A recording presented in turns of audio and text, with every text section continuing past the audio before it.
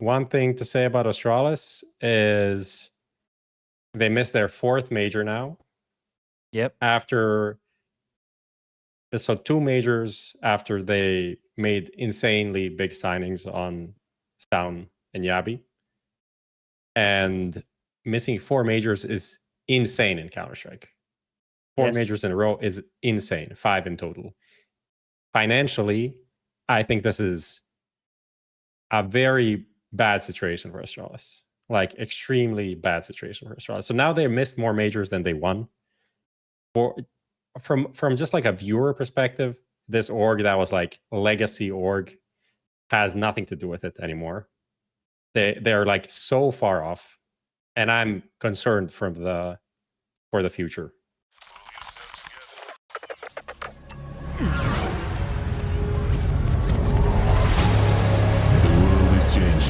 Quickly. To clear. Shoot it.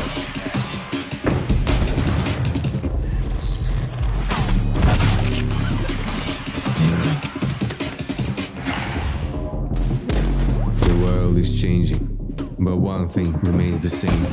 Victories with 1xBet.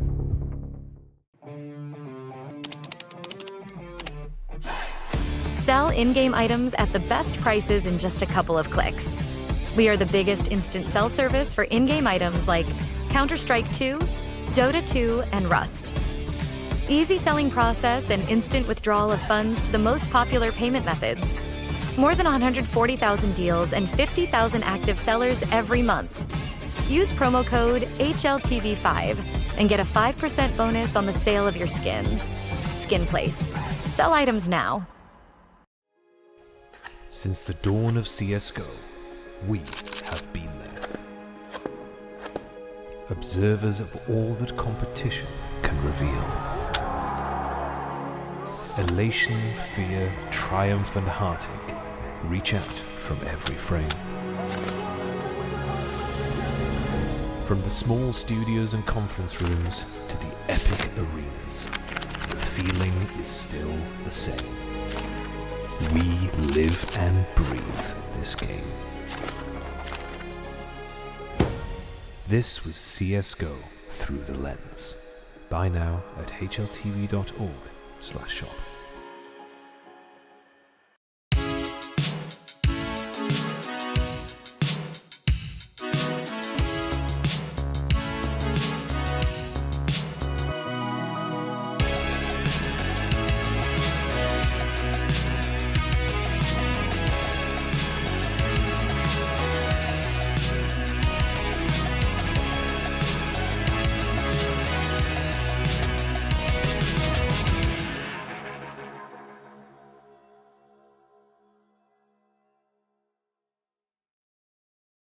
Ladies and gentlemen, boys and girls, Counter-Strike fans around the globe, welcome back to another episode of HLTV Confirmed. It's Bridge Week. It's the magical week where there's a gap between the RMRs and the beginning of the major. So we're living in that right now. It's a bit of a twilight zone for everybody. I hope everyone's enjoyed the Counter-Strike we've had so far. Now, quick shout out to the sponsors. Skin Place, you want to sell some skins, head over to Skin Place. And 1xBet, remember to gamble responsibly. Now, Striker isn't here, so we've had to replace him with another guy with glasses. And the one that we went for this week was hawka. Hawka, obviously, you're part of a small group of people in the Counter-Strike space who wear glasses. How does it feel to be selected today to replace Striker? You went down the roster. You were like, first pick, second pick. I don't know. You got a few picks before me, but I'm happy I'm here. Yeah. I don't know. It's big shoes to fill. Quite literally. Have you been putting any work with your spreadsheets? Because we'll be leaning on you for all spreadsheet related information this evening. I feel like Strike is the kind of guy to have his spreadsheets all like nicely formatted and colors and stuff, and I'm like the opposite. So I don't know if that's an upgrade or a downgrade. For me, you're more akin to how I work then. So yeah. I'm on board with that. But thank you for joining us this evening, Hawka. We got a lot to talk about. Now, obviously, the RMRs unfolding. Prof, you are the one who magically selected Hawka out of the hat. Which person with glasses did you want less than Hawka? Less than hawka. Pimp. Okay. Shots fired immediately. That one. He's trying to do stuff that people with glasses don't do, like the cycling stuff. Like that's not us. That's not our culture, man. His legs are quite veiny, aren't they? They're really Yeah. popping out when he's on that bloody Bro, I bike. saw today his like resting heart rate is 30. I feel like that's like you go to a hospital if it's that low. Yeah, I feel know, like right? that doesn't sound healthy, but I guess it is healthy, but it doesn't sound healthy at all in some ways. It's probably the same as everything, right? You know, too much of a good thing. Everything in moderation. Now, look, there's no such thing as moderation when it comes to Counter-Strike. In multiple different angles, actually. That one could work here, there, and everywhere. Gentlemen, I want to get into it because we have a lot to discuss okay, tonight. I got that one. I got that Yeah, one. you like it? You like it? That's a forum reference. Hey, but Nice. we'll start with a piece of news coming out from HLTV. Hall of Fame has been announced, Prof. I'll handball this one immediately over to you as I imagine one of the key drivers. I don't know if you're the man with the keys, but you're definitely looking at the map. You're discussing plans, making sure the car's gassed up. You'd definitely be part of the engineering team. I'm not paying for the gas. I'm not paying for the gas, Okay. but I'm doing pretty much most of the stuff that you just mentioned there, and also relying on expert mechanics, I would say, which would be essentially the committee, which you were a part of, which it hasn't been announced yet, but it will be announced very soon. I just put it out there, but the voting is already done, so no one can influence you anymore. People can't really do anything with that information right now. But yeah, it's pretty exciting. I feel like there's a lot of responsibility in it to do it right, and obviously we are doing our best to do it right, and we'll probably fuck up in the process and do update and do better over time. But I think the reception has been great. People are very excited about it. We already know like the first 4 people that will be inducted, which is obviously all legendary players. I don't think there's going to be a lot of discussion about that they deserve to be there. The order, who, when, and preferences, that's definitely something that's going to be a community hot topic as always. But so far so good, looking good. Okay. Now the Rolexes, are they first? They're brand new would be the term I'm looking for, or second hand. You're not going second hand. You're not trying to go down to like some dodgy dealer and pick up some second-hand Rolexes? Or? I don't know how these things work, like, but it is a supplier of some sort, because obviously you can't really just walk into a store and buy a Rolex. It's a bit complicated, but there are ways to acquire them, and then on the backside we'll do a little engraving with the Hall of Fame and the nickname of the player that has been inducted into the Hall of Fame as a nice little piece of memorabilia. Nice. I can imagine it being like a very... Actually, these players all probably have like wives and kids and stuff. But I was thinking like, imagine being in a club and you're like, oh, you have a Rolex, and then you're like, this is not just a Rolex. This is a Hall of Fame Rolex. Wow, you're thinking about how to then you pull take the it off already, mate. to show it, and then someone steals it, and then you're fucked. But, don't take it off. Just keep it on. For now, Hawka, quick one over to you. Off the top of your head right now, putting you on the spot, if you had to induct one member of the Counter-Strike community into the Hall of Fame, who would it be? I think just I don't know, get right. That feels pretty safe, right? It feels like a solid name to throw out there into the mix. I was wondering how you were gonna like catch up. I was like, are they just gonna do one per year and then like we never catch up? But no, 4's good. 4's good. Yeah. Okay. Well, we'll catch that one at the award show to start the year, so we can move on to something a little less on the positive side, maybe more on the controversial side. If people missed it today, ESIC put out their disciplinary action against Astralis regarding the bro not being fit to play incident for the Blast Fall Finals event. Look, I don't really know where to start on this other than saying, why are we still caring what ESIC have to say? Like, why are we... I've been saying this for a while now. Why are we even bothering looking at this body like they know what they're up to? Because they don't. But for people who may have missed it, there was a report put out. If you want to go read that, I'll put the link right now in Twitch chat. You guys can go read that whole report if you'd like. If not, I can just read to you the conclusion. While Astralis' actions did not affect the competitive result, the lack of integrity in their conduct underlined the importance of robust governance in esports. ESIC remains committed to ensuring fairness, transparency, and accountability within the industry. Basically, this thing goes on to acknowledge that Blast failed for asking for sufficient validation. Astralis took advantage of the misunderstanding, and they'll just be fined. So that's it. Nothing really happens. If I'm completely honest, like maybe I'm a bit of on the devil's advocate situation here, but what were people expecting to happen exactly? Like what was going to happen? Yeah, no, that's fair. They got fined for in total like 25K, because like a 10K there was prize money that they lost, and then 15K that they had to donate. So I don't know what could have happened realistically. Like, were they going to be like disqualified from future Blast events? Like, it doesn't really make a lot of sense, considering that you have to take into account that like a part of the blame is on Blast for how this happened. Like, because they did accept this reason without going into like detail, into like actually asking like, hey, is this a medical emergency? And then getting an answer from Astralis. It was kind of like a muddied situation there. So honestly, like, I really don't know what could have happened more. I know it does sound pretty bad, especially the conclusion like, oh, they didn't win any games, therefore it doesn't matter. But it had impact on the VRS, right? For sure. Also gave them some points in the Blast standing, which ultimately didn't change anything. But the problem is, like, previously, you know, the infamous Robin situation, when he was in the coach bug and they lost 16-1, that did not matter that he didn't do anything, right? He got banned just like everyone else. And obviously that's like a group situation versus a singular situation, but there is precedent where that doesn't matter. So I feel like that they just didn't even need to mention that, honestly.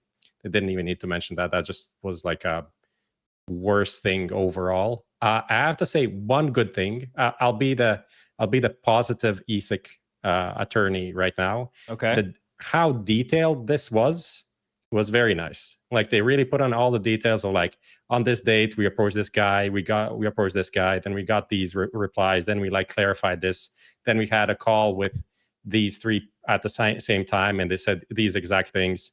And I appreciate that, because in that you can see that Astralis like still is doubling down and claiming that it was emergency and that he was like unfit to play, even though it's not a medical emergency. And then they're claiming this like, it's because of Danish law. And then the same call is the agent who is saying he was fit to play. So like, I don't understand how they can still claim this, not explain, and be like, no, this is true, while the person's agent is there and saying this is not true. For me, that feels just like absolutely crazy. But you know, it is what it is. I guess karma came for them anyway. So yes, they obviously didn't make the major. Hawka, do you have any strong feelings on this? Are you fed up of ESIC? Were you aligned with Prof a little bit of, you know, what's the expectation? Where do you fall in this whole discussion? I guess the only thing is, like, this sort of thing should be like, it feels like you have to mess up pretty badly for this to actually be proven against you so easily. Like, having the agent come out and say it kind of just completely screws you over. Whereas, like, there's definitely scenarios I could imagine where if there wasn't an agent here, the player would just be like, oh, I don't care enough. I'm not going to come out and say anything. I don't want to rock the boat. So, like, because it's so easy to get caught, I'm almost like, maybe you should just punish them more, like, in this scenario. But also, like, I guess the other thing is, it does, in theory, sort of set that precedent, I guess, that, like, okay, like, you're going to lose your prize money and you might get fined a little bit. Like, if that's going to be the precedent now for always the punishment for this, then other teams might just be like, you know what? Yeah, maybe we want like ranking points or whatever. Maybe we just do it. That's the only other thing. But yeah, I don't care that much. I mean, maybe TOs just don't have stupid rules like this to begin with. Sure. And then we avoid this whole bullshit altogether and everyone's happy. Yeah, the roster rules caused an issue in the first place, right? When this first popped, it's more about the precedent that it sets and the fact that it has the Blast / Astralis relationship, or at least the old one, right? And that's what caused a lot of issues and people focusing in on it at the time. I think, yeah, like, if we can get rid of these rules that cause these to be scenarios in the first place, we always want the best teams to be playing. We don't need to be pulling these fucking substitution scenarios. But I think people probably wanted justice at the time of this happening, right, Prof? Exactly. It doesn't matter 2 months later, but at the same time, I will have to say this is fairly fast considering everything. Yeah, but like I said before, why do we care? Like, what are we doing, bro? The way that we like Fallen put out a tweet today. Let me see. If I can find thought that was a fucking. I was like, wow. I thought that was someone with like, just like a random account with a Fallen picture, or like a fake or something, because the way it was phrased did not say Fallen to me at all. No, like he's tweeted. By the way, I'll put in here so Lucas can bring it up for everybody. But retweeting the report, Fallen has tweeted, "Please disband, leave your jobs, quit your presence in our community. Thanks." Like this is what I'm saying. At this point, the fact we're even talking about them and giving them airtime is probably one of the only things at the moment that gives them any credibility. If we wanted to push back, right? And I'm not about starting a revolution anymore. Yeah. But like it comes down to the TOs who work with ESIC. So if the community, like the players and teams, like the organizations themselves, if they don't want ESL or Blast or whatever to work with ESIC, like say something. Like if these people are so incompetent they're just getting in the way, they should just be looking out for the betting stuff and that's it. Stay in your lane. I mean, like, yeah. Talking about like not giving them whatever, but I mean, ultimately Blast and ESL are using them for these things because they don't want to do it. And they also are making these mistakes which make them relevant, right? So it's not really on the two of us here on like to decide whether ESIC is going to be relevant or not. I don't think so. No, but that's the thing. Like if there's enough pushback from the players and then the teams those players are a part of, right? That's where they can actually have change. But otherwise, this is just going to be a farce of a thing that exists, and occasionally they put out some fucking bullshit statements to get paid. I just can't believe it got such a response from Fallen. I'm like, wow, I didn't realize he's got that hate in him. Like, you should have just added on in the end, no bitches, no hoes, you got no money. Like, just go full out. Why not? Like, oh my god. Yeah, he did go hard in the paint, didn't he? Yeah. For anybody interested, Astralis are going to be donating the $15,000 to the Danish Mental Health Foundation. So there you go. I don't really want to talk about ESIC for too long because I'm fucking done with them. I've been done with them for a while. So if everyone's happy to move on, shall we move on? Can we get a story that makes Chad happier? Maybe. We'll see. We'll see right now when we get through the major conversation. Okay, so we're going to talk about the RMRs, gentlemen. Now, the two of you, I imagine, were watching from your homes. Is that correct? Well, I was at like IESF for like the first parts of the RMRs over in Riyadh. So you were watching from Riyadh. A bit of both. Well, yeah, but I was also working, so I was like, I had it up on my laptop, have a glance. Okay, so this is an interesting one. So with the you moving around between countries and Prof being in Central Europe, I wanted to ask, right? And I don't want to use the 1 out of 10 rating because it's a bullshit rating. Right. I once dated a girl and she said, no. And we're not doing any stuff. The 1 to 10, she explained to me, doesn't make any sense because people are always going to go softer. You give a 7. A 7's like, a 7's not good. An 8, 9, or a 10 are good. But if you have it on a smaller scale, it's only 1 to 5. You give a 5, that's the fucking best. You give a 4, it's still pretty good. You give a 3, it's middle of the pack. So I want a more accurate rating. So, gentlemen, I only want out of 5. I don't want any out of 10. I don't want to hear any 0.5. I don't want to hear any of that bullshit. We want to be hard and fast. So now I want you both, right? You can use a hand to display the number between 1 and 5 because you're both going to show at the same time. We have to, or I want you to. I want to make this a visual experience, okay? Okay, so this first one that we're going to do, out of 5, how do you rate your viewing experience? Show your numbers. Yeah. It's just the time zone, man. It's just okay. There's -2 for the time zone and -1 for just pretty barren broadcast. Nothing special, not bad. You get in the games, Prof. What else? The games are there. There's some interviews. There are some lads talking about the game, but yeah, nothing more than that. But generally, the game is fine. Okay. So sometimes the audio is still scuffed. That's actually kind of annoying. And the players in the hotel rooms is it's not that. Not I don't know if I can I don't know if I should put that in the same category. Yeah, sure.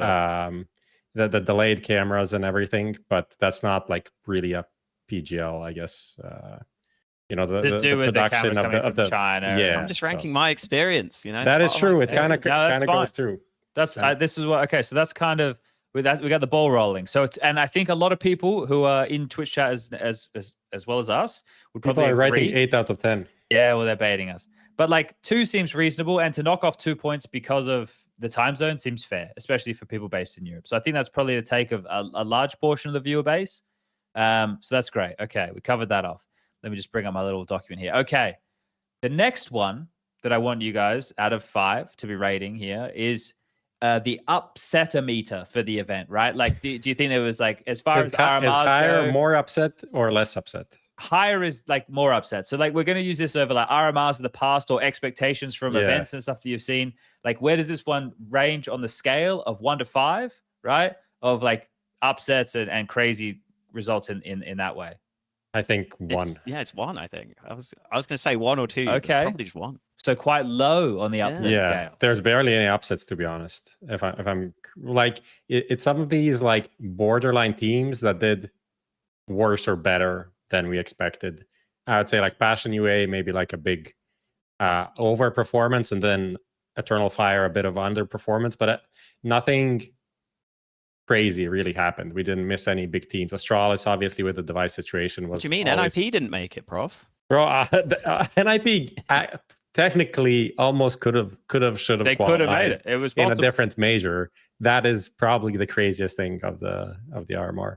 I actually think some of the teams, like, I think Sashi could have caused some upsets, but they actually got, like, I think their draw was actually a bit unfortunate. They had, VP and then Spirit to beat to try and qualify in the end there. It was a tough run for them at the end. It was definitely not an easy run. Okay, so you're both feeling about 1, very low end of the scale, right? For upsets. All right, cool. So we'll touch on passions a bit more later, but I think we will agree there. Okay, controversy meter. Where are we looking on that one? Out of 5. 5 being extremely controversial, 1 being mildly or not controversial at all. Really, it's 3. I think it's 3. I think 2 for me. Okay, Hawka, you've gone with 3. You've gone the higher number here. So this is the first time we've had a disagreement. Why have you gone for 3 out of 5? It's just the big stuff is crazy. That's crazy. Like I swear they planned like to go back for a bit and were like, oh shit, no, we can't now. Like, isn't that true? Like they were making plans because they thought they were through already, and then they're just like, oh. Okay, so now you flipped over to my next trap card. Here's the controversy, everybody playing at home. In case you missed it, maybe some of you are just tuning in for all your Counter-Strike news. Halfway through the 13 days of tournament play, so we had the first few days of Asia, which was on its own, and then America started. Then we had a day break. Then we had Europe A into Europe B. What ended up happening was, and Graham Messioso Pitt, God bless his cotton socks, did try his best to alert everybody in the lead up. But during the Group A RMR, there had to be a 4th place decider match, which was played between FaZe and Cloud9. And that was to determine which one of those teams would go through to the elimination stage, which is previously known as the legend stage, because Europe have all 8 of the elimination stage slots. So they played that match. FaZe won. That meant that the top 4 teams by a VRS from that group were the ones who were there. So it seems, okay, yeah, that's the result as we'd expect. Then we go over to Group B, and we have some funky upsets with G2 or Spirit not being the teams to take the 3-0, Big and 3D Max being the teams to do so. And then based on what we just saw happen in the previous group, everybody assumed, we were even casting that fact, that those teams would then be in that elimination stage alongside of those other names. However, one time when I can give you like 100% like wash your hands as casters for saying misinformation, because like it was like this was how the tournament happened earlier, so you had no reason to doubt this. I absolve you of this sin. Jack. Vindication from Prof. That's nice to hear. Then we finished the day, and then they gave us our schedule, but it didn't have any matches on the schedule. And we're like, what's going on here? And then there's some murmurs. And then HLTV didn't have an updated schedule. And then it comes out that they'll no longer be the 4th place decider. They will be returning to using the rule set, which they did in Copenhagen, which is using the VRS to seed the teams and then place them into their pools of either elimination or opening stage. Now, the question for the room, gentlemen, was this a case of malicious intent or miscommunication? How could it be malicious? Well, people are out here saying that Valve fucking hate big and they hate 3D Max method anyway. But they only changed it because the underdogs won. You know, have you seen that rhetoric? It's been flying around. It does look very bad. It does look very bad because, like, obviously this was, I think that was brought up when FaZe had to play the game and they were like, why are we playing this game? This doesn't really make sense. We are already should be through. And there are some obviously differences between the Valve rulebook and the Perfect World one. So I don't know how. I understand like the initial confusion, but then the second time it came around, why wasn't it?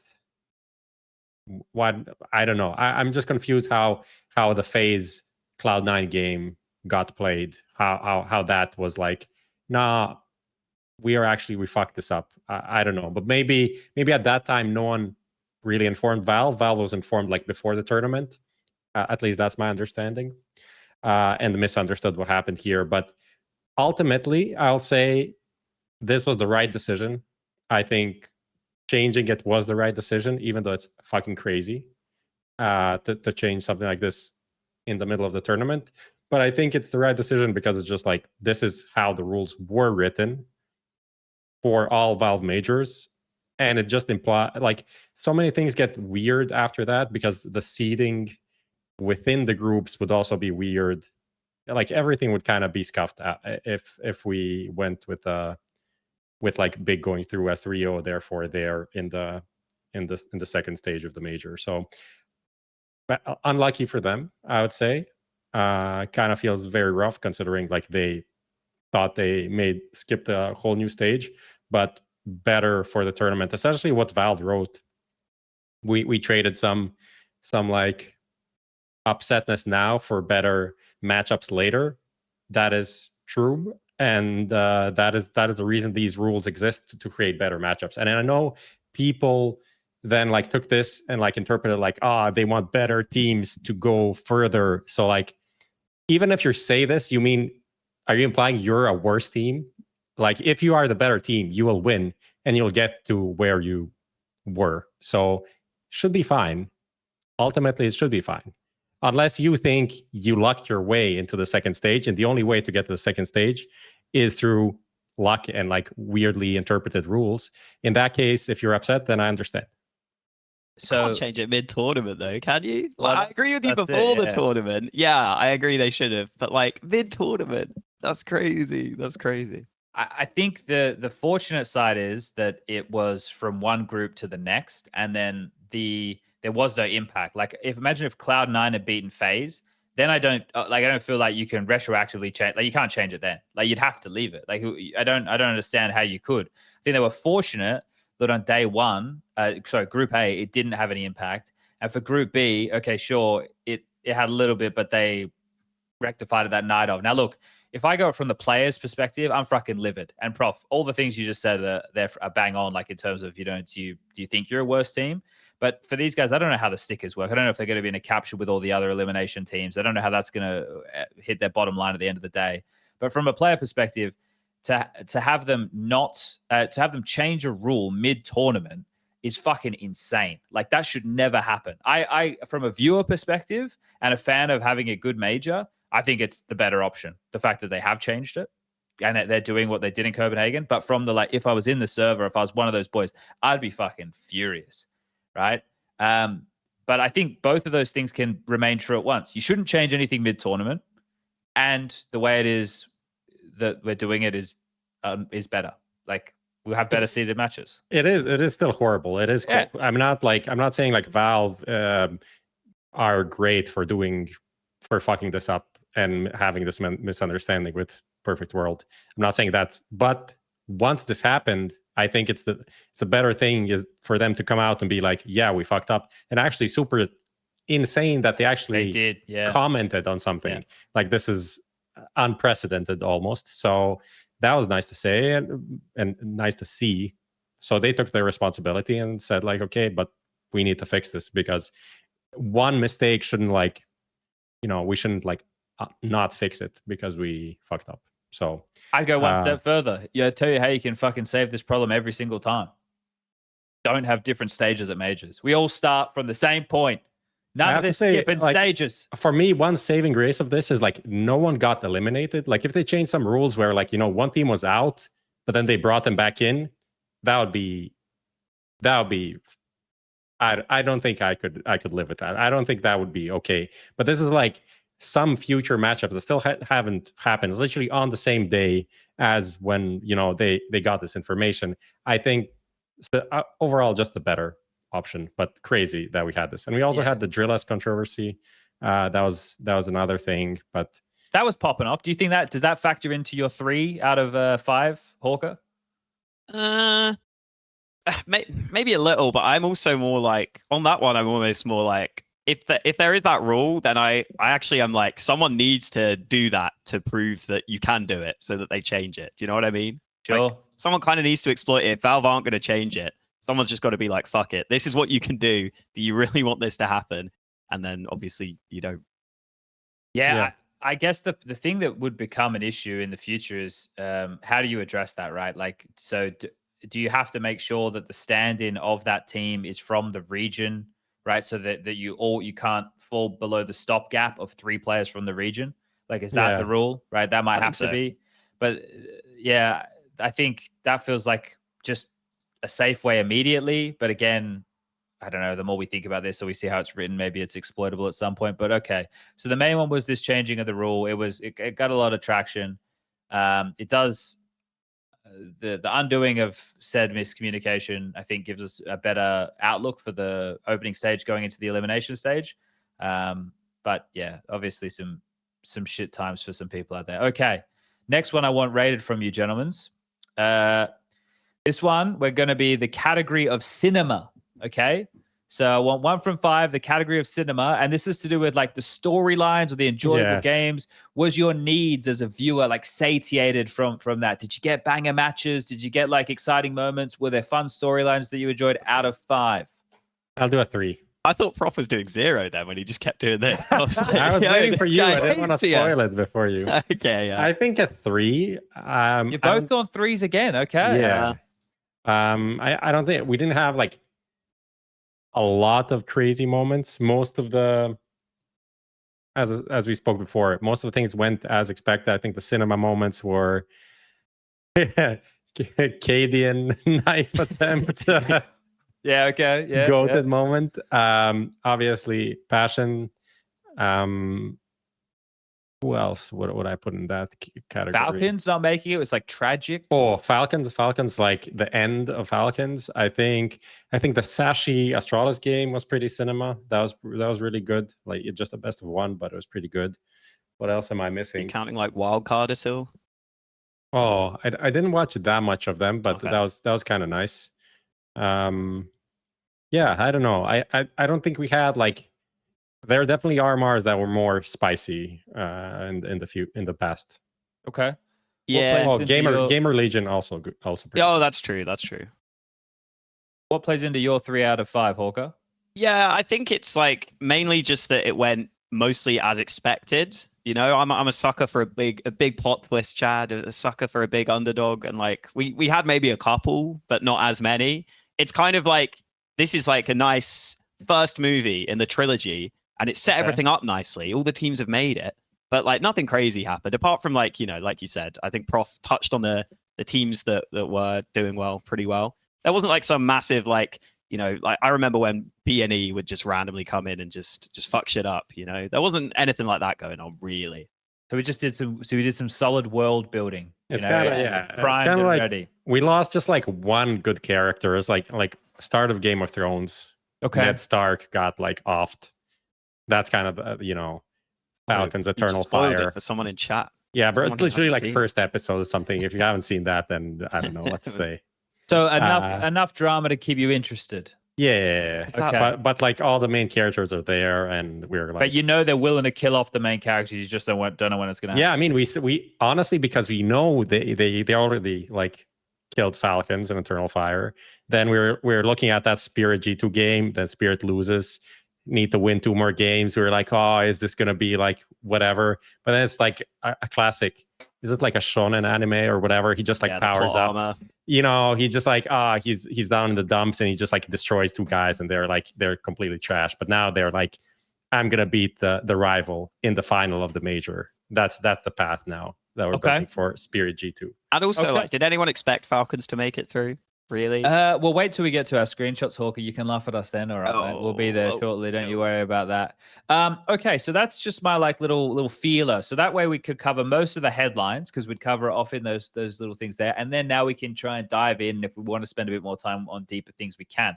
Now, just some fun ones for everybody playing at home. There was 190 maps played across Asia, America, and the 2 European groups.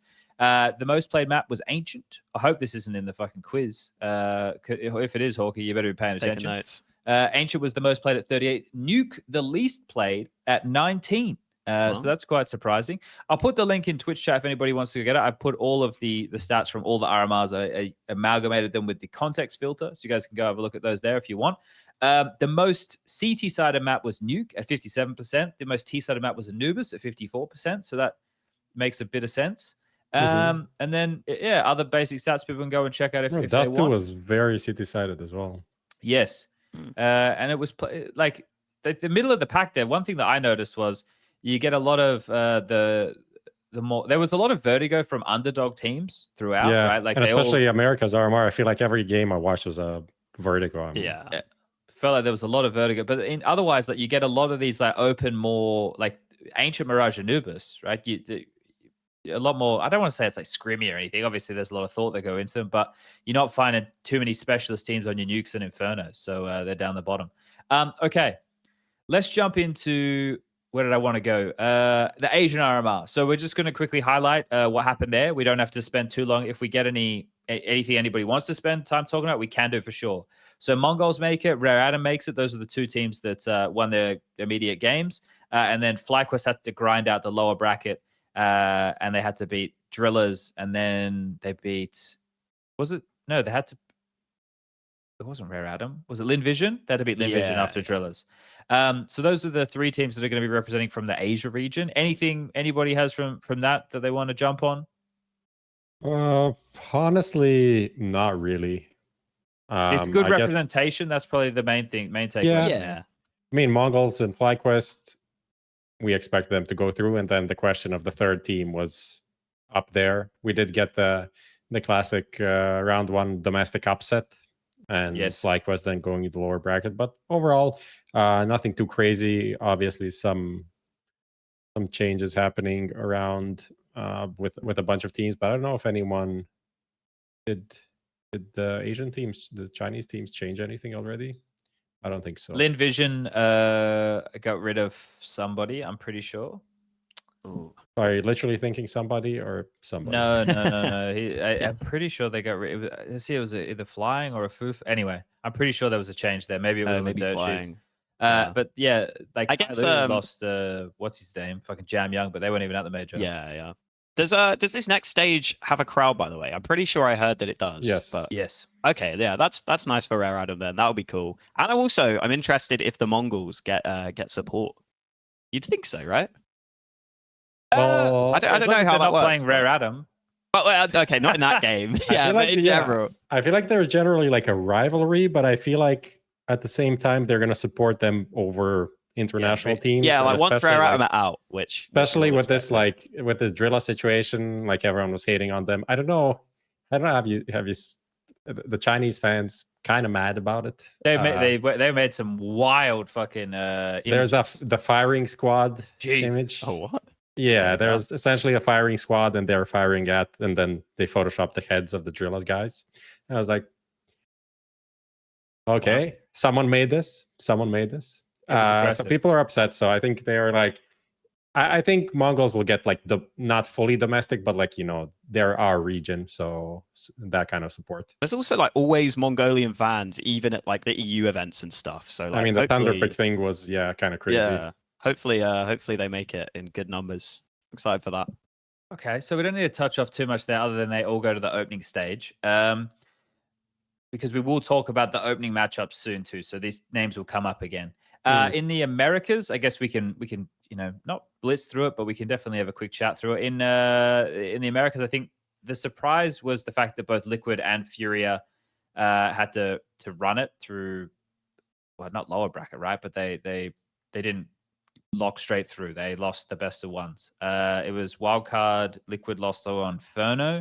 I'm pretty sure I was commentating that one, and it was like, I know that was the opening game. I had no idea how they lost that. I was like, what the fuck's happened here? They were like 9-3 up at the half or whatever. But yeah, I think that overall for the Americas, nothing too crazy. M80 is the biggest team that missed out, I'd say. Yeah. Yeah. It definitely stings considering they had like some pretty decent results throughout the year. And then I feel like they're the American version of Eternal Fire. Obviously, like much lower results, but for their region, pretty good. And then ending the year without even qualifying for the major is like such a sucker punch for the overall vibes and like reading where you are as a team. If you can't qualify, obviously came pretty close, but close only matters and blah blah and blah blah. Yeah, I don't know what happened to Swisher, man. That's the sad part for me. I remember when he was on this team, like maybe a year or two ago, maybe even 2 years ago, and they'd go to Pro League and he'd be like one of their 2 or 3 good players, and then they'd be saddled with some stinky players on the team, and they just wouldn't be able to do anything, and it was sad. And now, like, yeah, unfortunately, he's dropped off a bit, which is a shame. But I still think Sin's like a good IGL. I just don't think there's quite as much talent there, sadly. Lake's pretty good, I will say. Yeah, Lake has his moments for sure. Yeah. I'm just having a look now. Yeah, there's some grim stat lines out there for some of these guys. The lowest for all teams was the new boy at Saw. He was 0.43. Agil? Ow. Yeah.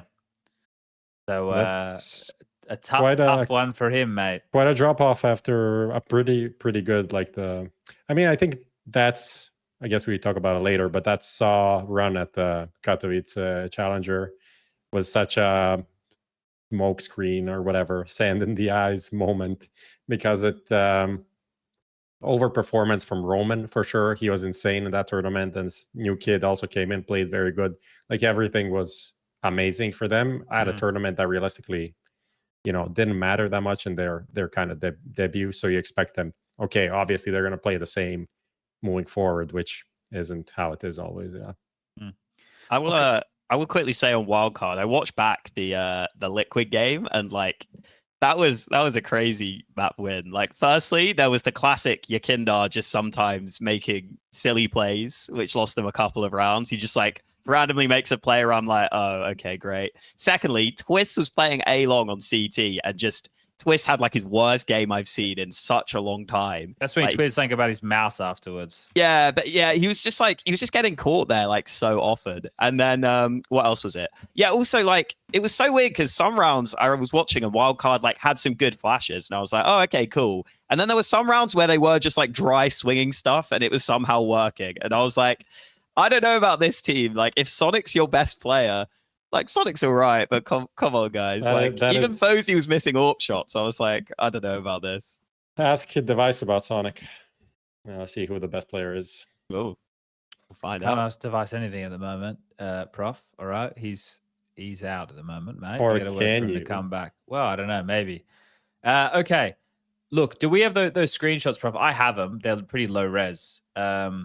Yeah, that's the best because the screen capture was low res, and then the screenshot Okay. is kind of dog shit. But I'm gonna share this, I imagine. Yeah. Oh no, I can't share it. I'm on this computer with the webcam. Hold up, Lucas already pulled it out. Yeah, I Pulled think it he's up, got so it. it's fine. Oh, Lucas has got it. I Oh, shared it to everyone. Why do you not believe in Lucas, Chad? great job, Lucas. Well, my preview's not working on my main panel, so I couldn't see Okay. that it was up. But that's maybe a Lucas problem. Thanks, Lucas. Okay, so these predictions we did with Striker, and we had Trav on the show when we did these Hawka last time around. So basically, I'd categorize the teams into more of the home brands, like the ones we know, the ones we love, these ones here, and then thank you, Lucas. And then the ones we don't, and they're on the other slide. So this one right here at the very top, I think we were pretty good with Na'Vi and Well, actually, like Na'Vi didn't go 3-0, did they? They lost a mouse. Yeah, Yeah, I that's mean, not too mean, we just said locked in. We didn't say 3-0. True, We're true. gonna get through, and like Spirit was the one that kind of had some doubts there, I would say, but overall still pretty fine. FaZe, I think, fine. Mouse, easy. Eternal Fire, this is one where I was trying to like maybe put them in the lower rank. Oh, take off the but- shade for bro. But I you love it. guys are Wow. like, nah, it's fine, it's fine. You know, They some had a people tough on the draw. panel knew what they were on about. You know. And then the other stuff, pretty accurate. I guess the Saw one was worse, and then the Fnatic surprised us pretty much. Yeah, when you look at this hawka, obviously with hindsight as your best superpower, when you look at this, you know, is there anything that you feel was crazy, like either in terms of result or maybe where we placed them? Like, were you expecting Fnatic to make it?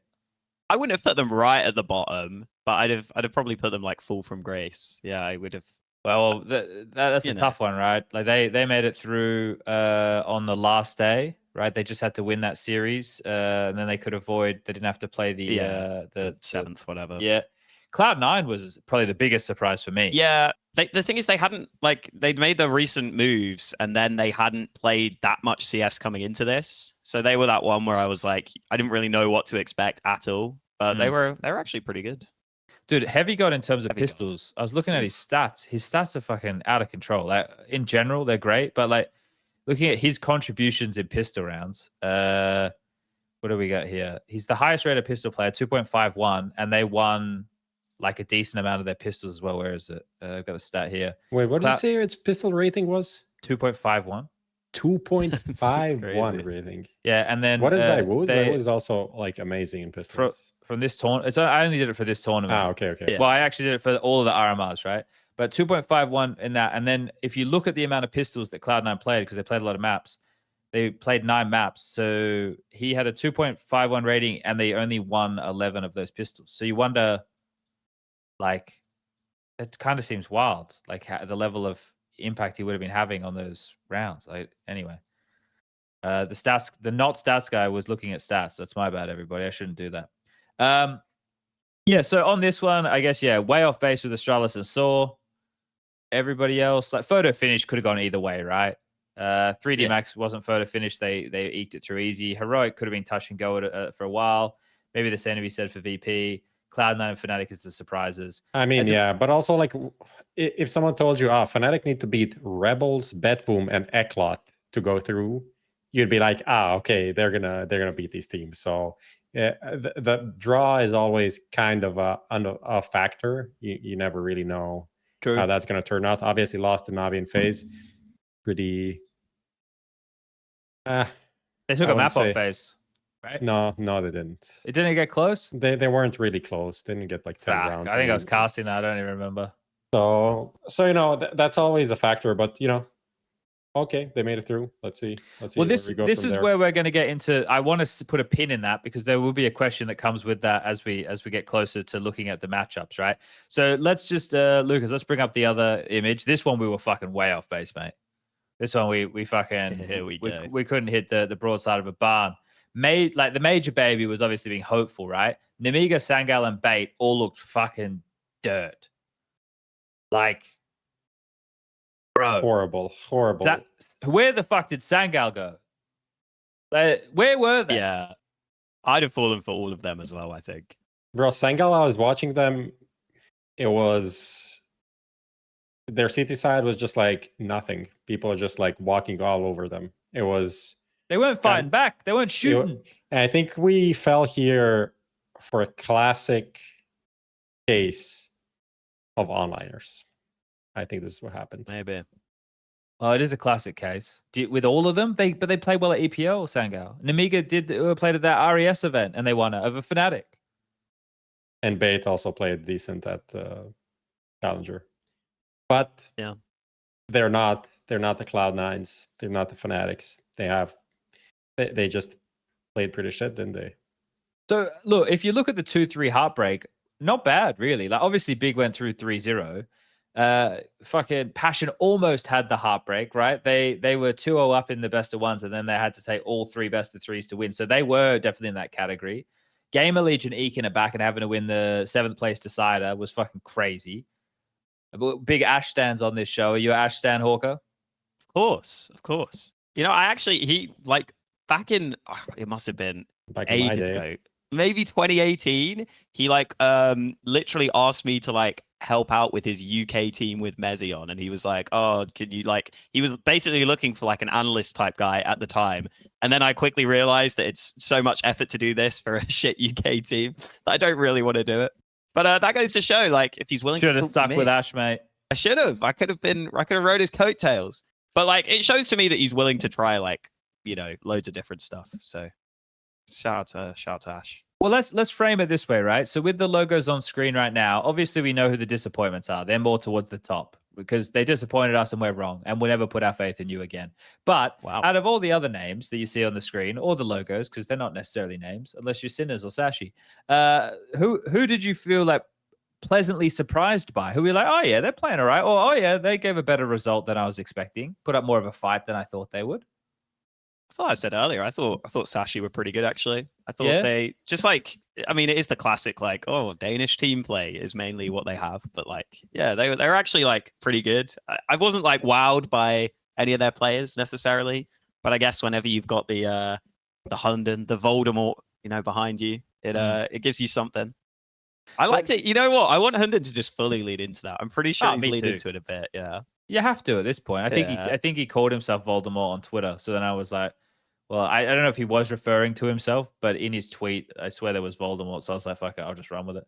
But if he really wants to commit, he should shave his head though. they had some good anti and some good prep in some of the games. Like that Astralis game I was covering, I thought was pretty good. They also beat Eternal Fire on Inferno.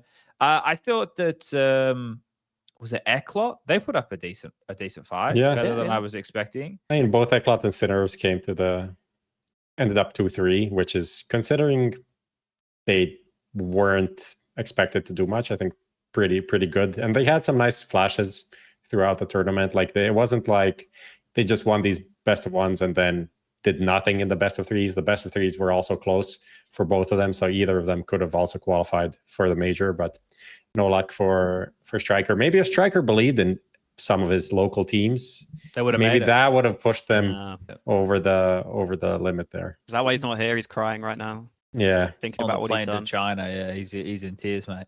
I'll tell you about it. Being not having to wake up at 4 a.m. in the morning anymore, he can wake up actually on time. The poor guy. What a luxury. Result beating Aurora, and then Norvi not shaking hands. Drama alert, guys! I can't believe it. The Telegram channels popping off 100%. I can imagine what's going on over there in the CIS_news globe. Must be pure fire right now. Yeah, the passion story is obviously the biggest story, right? I guess from all of this, and some guy after their best of ones comes in. I told you about passion. Fucking Reddit thread where he's like linked all of their online results. It's like, Jesus, like, okay. And then they ended up just making it. Could you imagine if they didn't make it and that guy made the "I told you to look out for passions" thread and then they didn't make it? You're like, literally trying to curse them single-handedly right there. Just so you get the street cred, mate. So yeah, the passion story I think is a nice one to leave it on because it reminded people what this is all about, just because of the emotion off of 5 kids' faces who are like, there's 2 17-year-olds in that team. Fear in the interviews, in the first one, he was happy to say a lot. The second one, he felt a bit more reserved. But that explosion of energy and realization after they had qualified was sick. Jambo with some nice moments.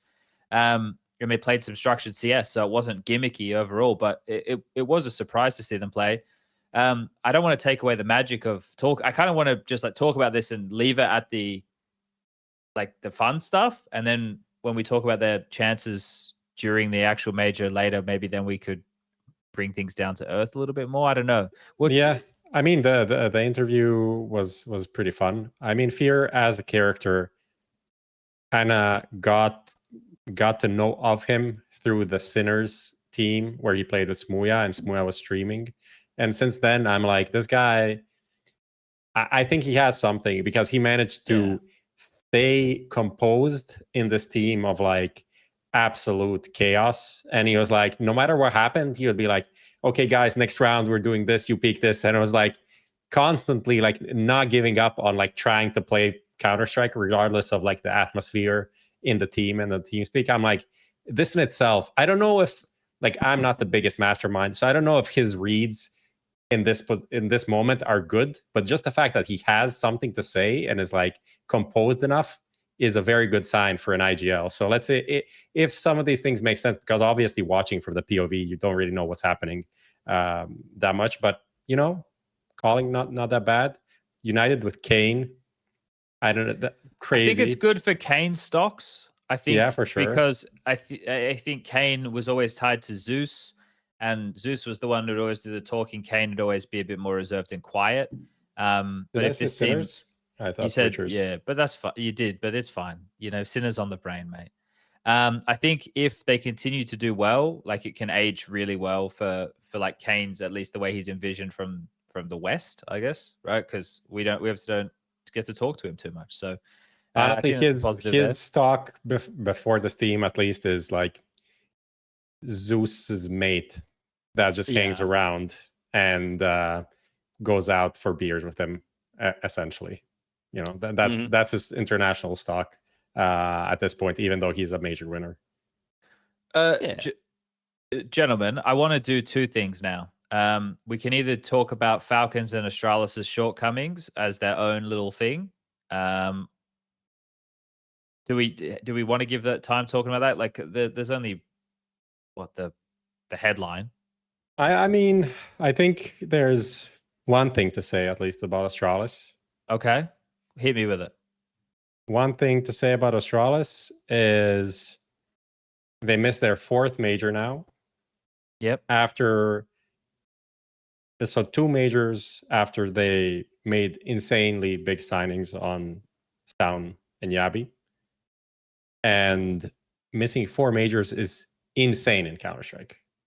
4 majors in a row is insane. 5 in total. Financially, I think this is a very bad situation for Astralis. Like, extremely bad situation for Astralis. So now they missed more majors than they won. From just like a viewer perspective, this org that was like a legacy org has nothing to do with it anymore. They're like so far off, and I'm concerned for the future of Astralis. I think that's a reasonable take. Hawka, do you have anything that you'd like to add?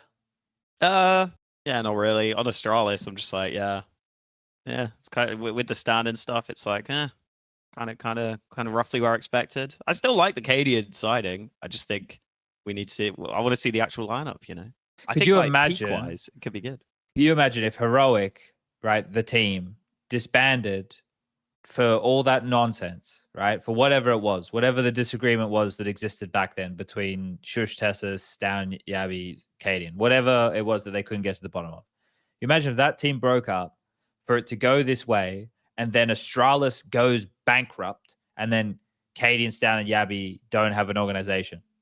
Like, imagine if like Heroic died for that. So Heroic really did get the ultimate revenge. Yeah. Send their sleeper agents just to kill Astralis. Could you imagine that? Like, what a way we've come. But I guess there will be questions regarding the finances behind the team going forward, because like you bang on. And we've had some other legacy organizations over the years who have definitely dipped, NIP being another one. I know they put up a bit of a fight, but they had Yocab standing in for Maxter. Oh, I'll say this.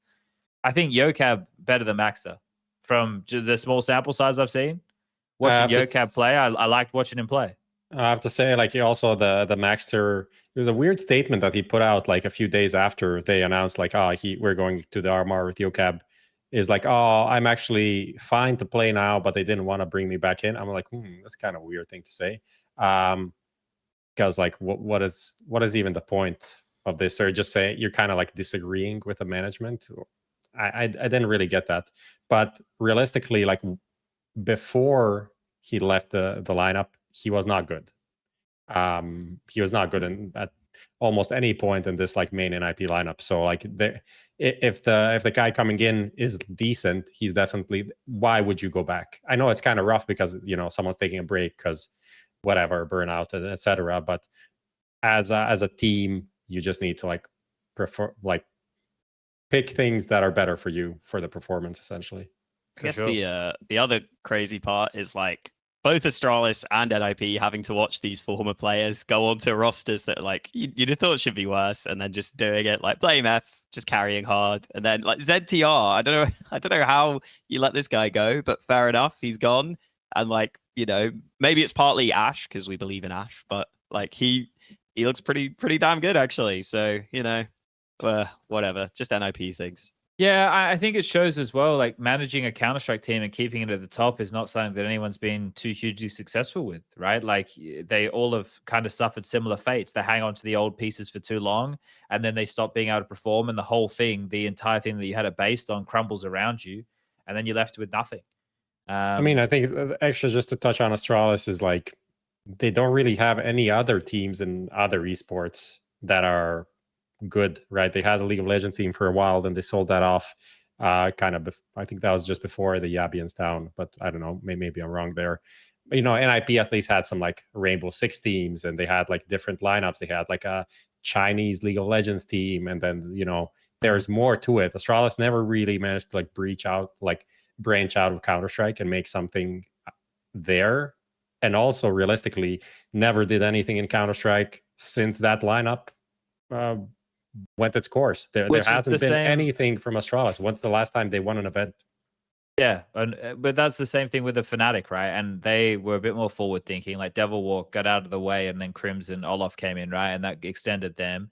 NIP just played past the parcel on their AWP like a town bicycle for fucking a couple years until the players, you know, just slowly got peeled apart one at a time.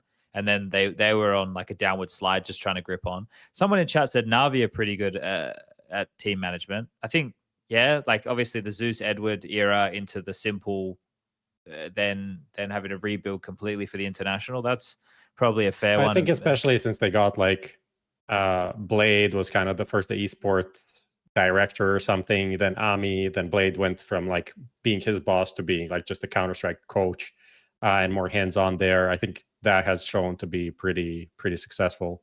I think like Na'Vi are within a few orgs that are actually profitable. Yeah, in just in esports in general, and especially for an org of that size to be profitable, usually they are the ones that are like investing and spending to stay big, right? All right, let's Lucas, I want to get into Skinionaire. I'll give you a bit of a heads up. So I want to do this now because we've kind of come to the conclusion of talking about the RMRs and the fallout of the RMRs, and I've been told that this Skinionaire is about the RMRs in some way, maybe historically, and it's kind of important, everybody, because guess what? Maybe that's the last set of RMRs. I'm saying maybe because I don't know. Maybe next year there aren't any RMRs, which is what we've all been led to believe. There might be some form of qualification for Asia, but that could be it. The RMRs could be done. That could be no more RMRs. All right, guys? Maybe. See how I have to have that qualifier? Allegedly. That qualifier makes it less exciting. But maybe.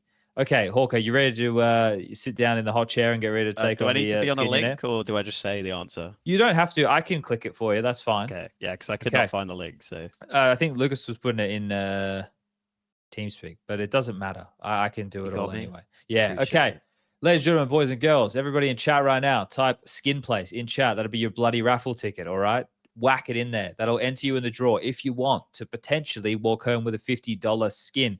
Now, Prof, we got called out on Twitter. There was a bit of a backlog situation that was unfolding.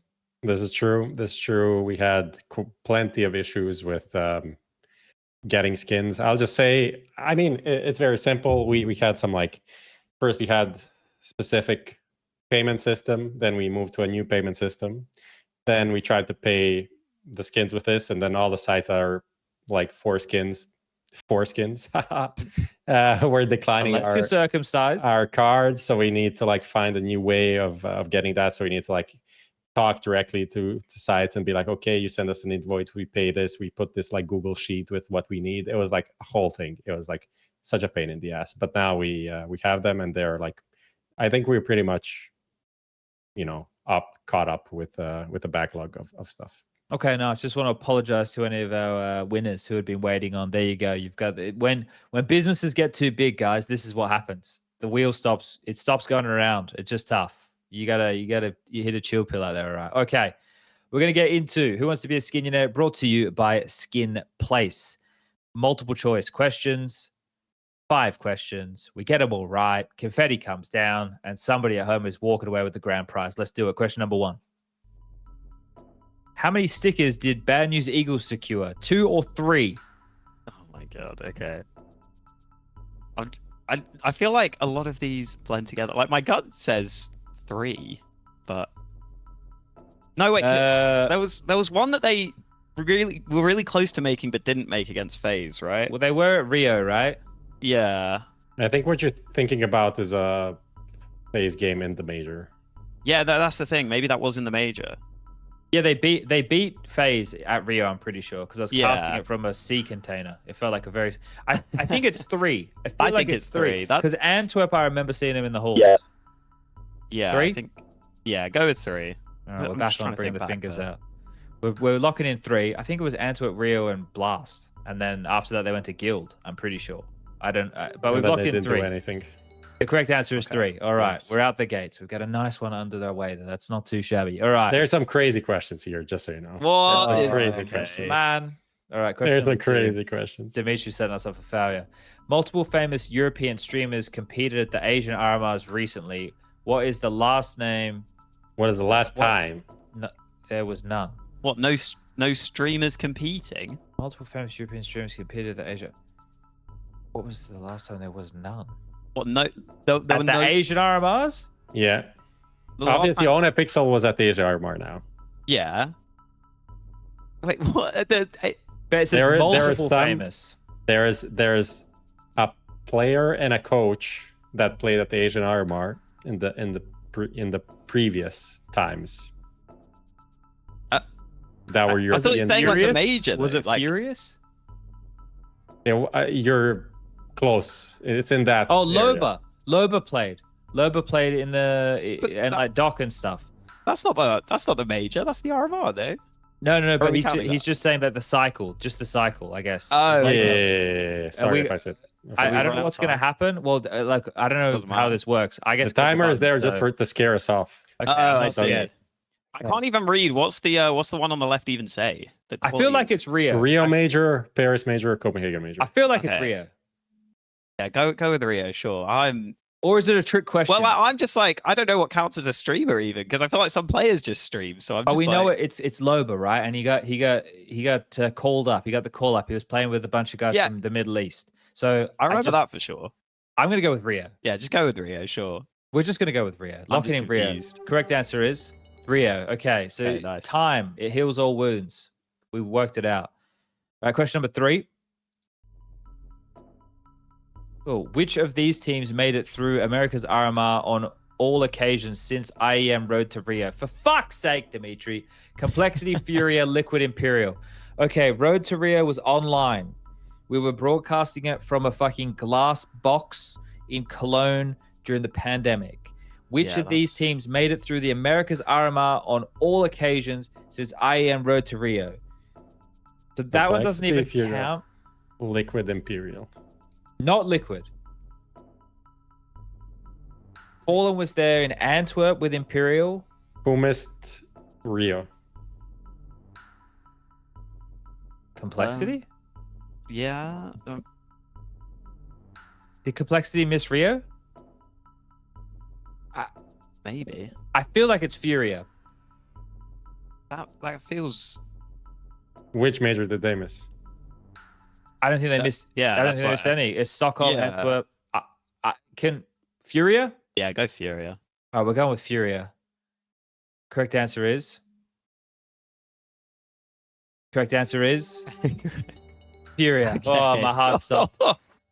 Okay, all right. This is hard. Okay, all right. Well, we worked it out with some gentle Just nudging, about. but we worked it out. Question 4. At Blast TV Paris Major, sorry, Blast.TV Paris Major, the highest ranked team to miss the event lost the final match in the last chance stage to FaZe. What was that team? Was it Cloud9 with Axel on the roster? Like, that would probably make the most sense. Cloud9, G2, or what's the last one? OG. Cloud9, G2, OG. Yeah, Well, G2 was there, right? But I think it was Cloud9. I feel like it was FaZe taking down Cloud9 because we're probably talking about the fact that Axel always plays well against FaZe. Yeah. Yeah. That sounds. Yeah. Hawka's being carried. So Bro, I'm you're providing nothing in the Skinionaire. Chad decided to cook today. It's all right. It's fine. It's fine. I'm gonna lock it in C9. We'll see what happens here. Do it. Please be okay. Oh, right, nice. We're getting. We're Okay, this was an easy one. This is a very memorable game, like the last chance decider between FaZe and Yeah. Cloud9. Yeah. Of course. Providing nothing. All right, last one. To be fair, I'm trying to read it on this tiny screen. I'm struggling. Bro, to you read could have it. gotten the link. You're like, I'll read it I can twice. find the I'll read it link. twice. It's I'm fine. on It's this new fine. rubbish TeamSpeak. I'll read it twice. Hit me with question 5. You're on the new TeamSpeak. Yeah, no wonder you Yeah, have that's no tough probably time. why. Okay, question 5. During which RMR did a team announce a change using a photo of a bearded man at an airport holding a suitcase? I also hate the way these questions are worded. During which RMR did a team announce a change Who's the using a bearded man photo be? of a bearded man at an airport holding a suitcase? I Is this like a famous meme? I think if you read it, just like read it, but think what you're reading. You Well, will I'm know. pretty sure it's Chiron getting replaced by Norbert. But what major was that? What major was that? That was after Rio. It was after was Antwerp after Rio? I was thinking Antwerp. Or was it Because VP famously didn't get to defend their title because they didn't qualify for the next major. it was Paris? It's Paris. How Paris is the last one, bro? How is Paris? How is Paris after Rio? I was thinking it was Antwerp though, but I don't know. Oh wait, okay, wait. It went Stockholm, and then didn't it go Antwerp, and then it went Rio. Yeah, you might be actually right. Oh, I wait. might have almost. Yeah, I fucked you. Yeah, you're right. Paris is after.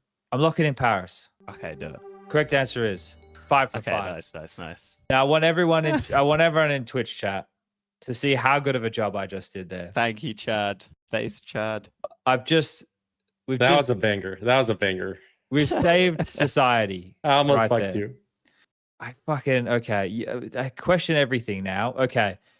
But it Let's wasn't draw that out- difficult of a question. It was just like Yeah, if you but actually read it, everything. there's only one change that ever happened during an RMR, Yes, Yeah, that's sure. true. Yeah.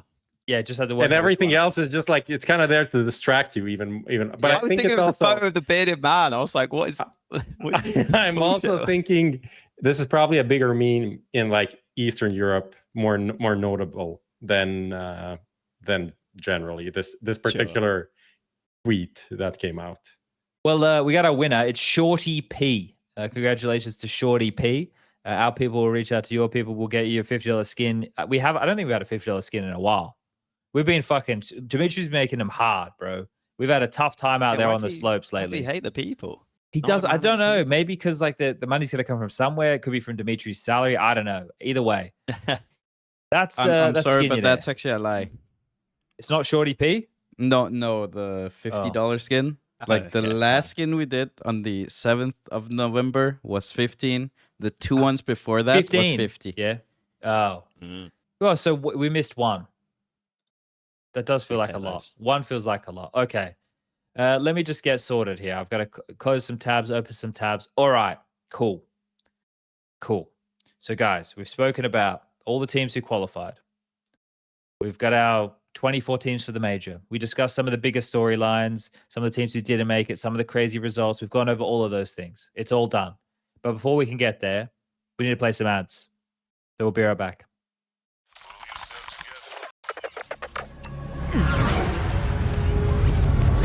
The world is changing quickly. Shut up.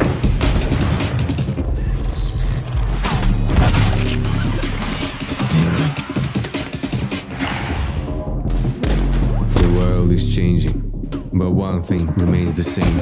Victories with 1xBet. Skin Place launching an event with a total prize pool of $10,000 in honor of our first anniversary.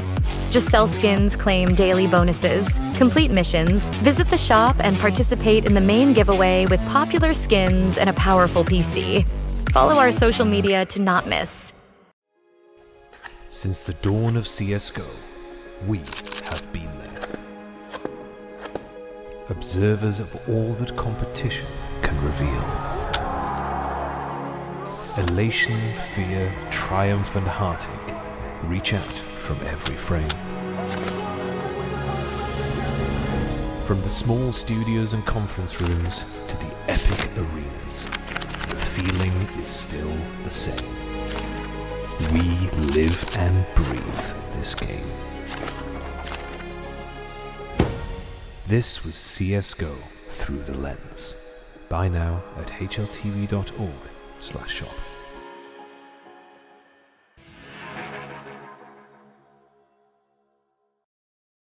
All right, back from the break. Thanks for sticking with us. Okay, I forgot we need to do another one of our little sponsor segments. But first and foremost, before we get there, well, it's going to be What Are the Odds, brought to you by 1xBet.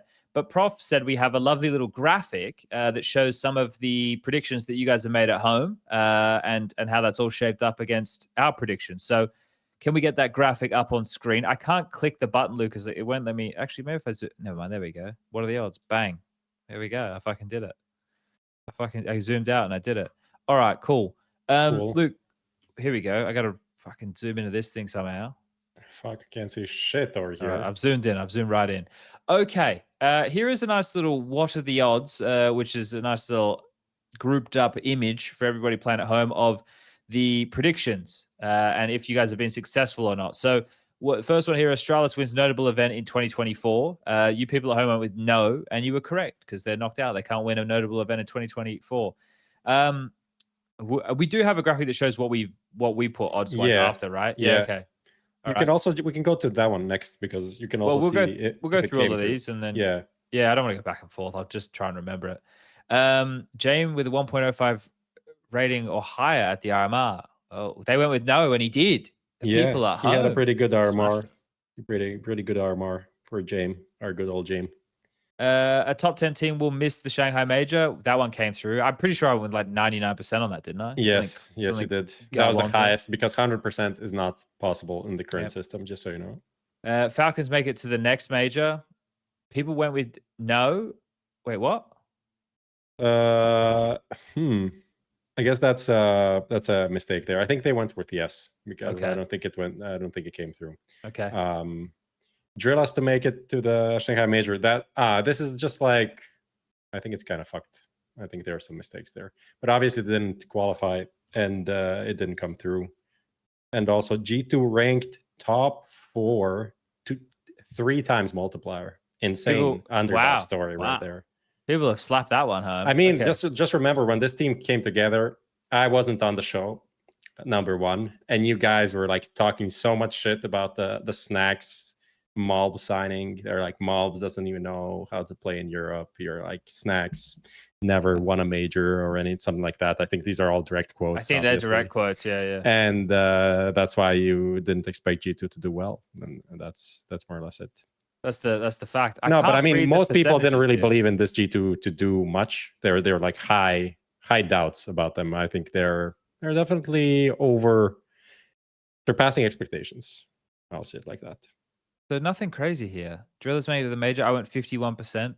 They strike at 25%. Damn. Falcons making it to the. I went high on that one as well. Okay. All right. Cool. I think I did. I'm pretty happy with mine. Obviously, your worst was the Astralis one. Your Astralis one. You're so disappointed in the device. I did not expect that. 25% from my. I'm so happy about that prediction. Very happy about that prediction. Astralis made me sad. All right. Well, now we've rounded that up. Let's get to the today's What Are the Odds? And the question, Prof, is? Question is if Big will make it to the elimination stage after being scammed out. After being robbed by the game developer. Yeah. Okay. So will Big make it through the next round of play? Now, obviously, we're going to do the initial matchups and take a look there so we can get into the nitty gritty now and we can carry that through. So that's fine, depending on how nerdy you want to go with your percentages here, gentlemen. But for big, let me just bring them up so I can talk through their run to qualify. Obviously, they did go 3-0. And they beat Sashi 13-9. They beat Heroic 13-8, which is name-wise their biggest victory. And that one came on Ancient as well. And then the third series was against Passion that did go the distance. And they got across the line on Mirage as the third map. So those are the teams who Big beat. And they're going up against very comparable teams. But otherwise, they've had a pretty tough year, I would say. So this is a nice way for them to be going into finishing the year, and they need to be considered top 8, right? So yeah, if I don't ranking wise, HLTV ranking wise, they're 7th highest in the tournament. So like, I guess that puts them slightly in favor of going through. Okay. They're also playing against Passion, their opening game, which they played both here and in the qualifier. So. And currently they're 2-2 in maps against them. That's their opening game. So I feel like off the top of my head, they're very much on the cusp. I'm like thinking between like a 40-60. I do think the ranking is kind of deceiving because like below them you have Gamer Legion, you have Wildcard, you have Cloud9, Passion UA, and Fnatic, which are all teams I don't think they have like. I wouldn't be confident like they're gonna win these games. Wildcard. I'm just saying. Right, I'm gonna give them a strong 31%. 31% to make it. Yeah. Because the thing is, Cloud9 are ranked 35. Now, if I threw this to you just as a thought experiment, Hawkeye, if you had Big taking on Cloud9, who would you pick as your victor in that series? I mean, that is close. I feel like I believe in Big way more than you guys, though. I'd maybe say Big edge that. It's okay. close. What about Big versus MIBR? Yeah. Yeah, I actually don't rate MIBR that highly. So I think I'd take Big as well. Do they get past Passion in the rematch? You don't rate MIBR? I think MIBR is pretty good. I think this MIBR is coming together pretty nicely. They're just like Insani's so inconsistent and like. I mean, the thing is, I guess Exit is not in-game leading now, and he's like fragging way better because of it. But today, all right. Well, what percentage would you put on Big making the top 8? Well, the top 16, I guess, the elimination stage. Mate, I was gonna go like 75%. Really? Okay. Yeah. Yeah. Well, sell it to us.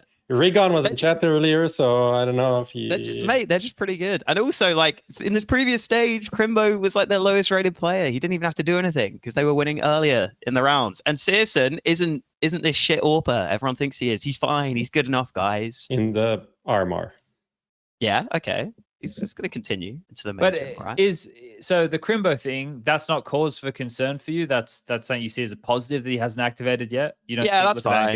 Yeah, he will. Yeah, it's fine. Okay. Yeah, I guess when you look at the field, though, this is the type of field that you would expect to see a team like Big in, right? But it's not. I wouldn't have them going 3-0 in this stage whatsoever, right? I think that there's a lot of teams that can beat each other within. If anything, picking a 3-0 on this field, it's kind of impossible. Yeah. It's not going to be easy. Okay, so you've got pretty. It's heavy also like I think I might be doing a classic thing last time where I kind of underrated the Americas a little bit. I mean, I rate like Pain higher than them, for example, probably, and like but I think they've got a pretty good chance here. I just think quite a few of the sort of underdoggy teams aren't actually that scary. Like Passion UA, FlyQuest, nah. I don't think Wildcard are that good either. Yeah, okay. Because there's an interesting chat I want to have when we open this up a bit broader and start to probe you guys for some questions. So I'll just whack a percentage in here. I think that they fall in the category again of a team that'll be 2-2, right? And then it's going to be heavily matchup dependent. So I'm going to put them at about 43%, because I think that the field is actually pretty fair from top to bottom. And like they got a pretty favorable run to qualify in the first place, right? The competition is actually going to be stiffer. What did I say? Sashi, Heroic, and Passion. Well, You know, I'd say that you have some names that should be scarier to deal with here. So what did The we thing get? is that there's what's your percentage? 43%. Thank you, Lucas. 43.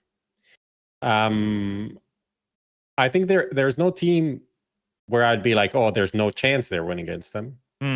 Even like Liquid, FURIA, Mongolz. They can beat everybody, but they can lose to a lot but of there's also none of the teams I would say like, I guess like Rare Atom is the one team where I'd say like, they're gonna beat them.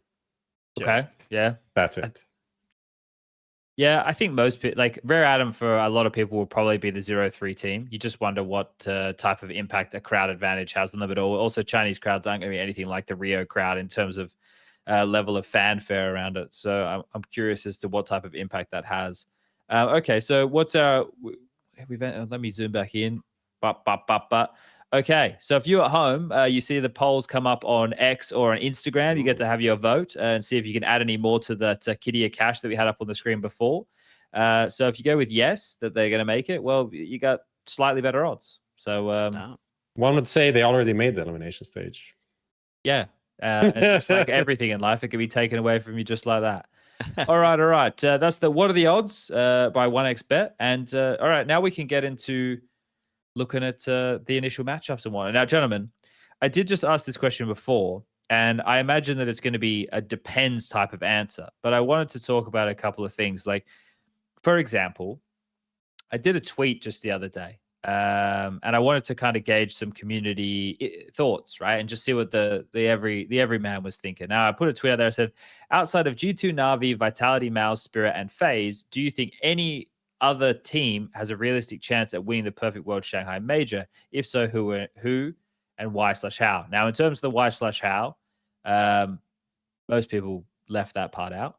But I definitely got a diverse range of answers. And some of it, people like acknowledge their bias. You know, they go, oh, you know, maybe just because I'm, you know, have an Australian flag, I think FlyQuest can go far, you know, which is crazy. It's like, but some people did, other people were just blindly putting stuff, but a lot of people questioned like the inclusion of a FaZe or a Spirit or even a Mouse in some with those other names. And it got me thinking, I'm like, okay, so do people really just think it's only between three teams? So they really just think it's between G2, Vitality, and Na'Vi? Because like maybe that's fair. Like they're probably the three heavier favorites, but I feel that there's other names in conversation. And I start thinking, well, how do we get to this conclusion? And I don't see how Spirit can be outside of that conversation. For me, that's crazy. Regardless of, short-term firm, not that great. But completely taking them out, I think is, I don't think that's realistic. Same for Mouse. So with the question that I wanted to ask, I guess, is because I'm imagining that the people at home are doing this a lot when they're giving me those answers, is using recent form, right, that you just highlighted as the indicator for major form. How much do you think that recent form plays into the major form conversation? I'm just interested in the thoughts from the two of you on that. Yeah, I think a decent amount. I think the G2 Spirit game for me was like, that game was so scrappy, like, and pretty sloppy. And I think that's maybe just kind of how they match up against each other and how they play. But it did kind of like not massively fill me with faith in either of those teams. Like I feel like Na'Vi and Vitality for me are like the two that are decently ahead. But I think you're right in that it's pretty easy to make arguments for, you know, G2, Spirit, Mouse, even FaZe, I think, to an extent, with Rain actually playing well. Like, you can make those arguments for sure. It's just you have to have maybe a couple of things go right in order for them to become a contender. Whereas for me, Na'Vi and Vitality are the two where I'm like, basically whatever happens, from what I've seen so far, you should be in contention. And then for the other teams, I'm kind of like, maybe something, I need to see one or two things go right, and then that's when you're in the running for me. I guess it's just like the reason I bring this up as a thought is because we tend to have this mindset in Counter-Strike that exists. Now, I don't know if this is like a fan generated thing or if this is something that the players think as well, or if this is even like a thought that us here on the panel having a discussion today feel. But like it's a win at all costs or your dog shit type of like landscape, right? Like you go into an event and that event might not mean as much to one team as it does to another, right? This event could have been when they discussed at the start of the year. It's like, this one's a bit more of a prac event, right? We're not going to be so heavily focused on the W, but we still want to play good CS. But this is the major, so everybody wants to play their absolute best. But I look at it for your big teams, just qualifying for the major is the goal, right? Playing your best CS there doesn't matter, right? You could play your C game and still qualify. The goal is just to qualify. So that's why I'm just curious, like, as we look with the major around the corner and we're basing what we've seen during the RMR, for the better teams, that matters less for me than it does for, say, some of the more underdog teams. Like, oh, okay, so maybe, you know, Big can run with a hot streak of form now that they found some confidence, and it'll mean, you know, a lot more to them to build on that. Whereas, I don't know, for G2, the way that they made it through, they lost a series. Well, I'm not going to be too concerned about that. I think that they're going to be fine. They made the major. They did with it. Like Na'Vi losing to Mouse. Okay, right? That's. I think the way you phrase your question, like, who can someone outside of these teams win the major? I think that phrasing is very important. Like, it's not like who can make playoffs. A lot of teams can make playoffs. Maybe some of them can make the semifinal or whatever. But to actually win the major, I think you just need to have such depth of player quality to be able to like consistently go through these games and like win against better and better opposition as it goes on. Like, you might have some easier runs and stuff like that, but ultimately to win the grand final, win the major, the likelihood that it's not one of these 6 teams, I think it's like 1% or less. Yeah, like, and that's the thing. It's because when you look at the ranking right now, number 6 is FaZe, okay. Number 7 is Heroic. Who the fuck would expect Heroic to do? Like, they're now, based on the ranking, favorite to make playoffs.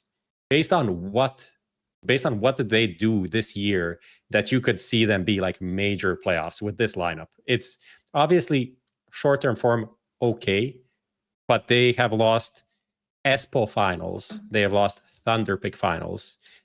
Like, they haven't won anything, even though they played like so many of these smaller tournaments as well. So like, they've been so mediocre, and on paper they're the highest favorite to win the major after FaZe.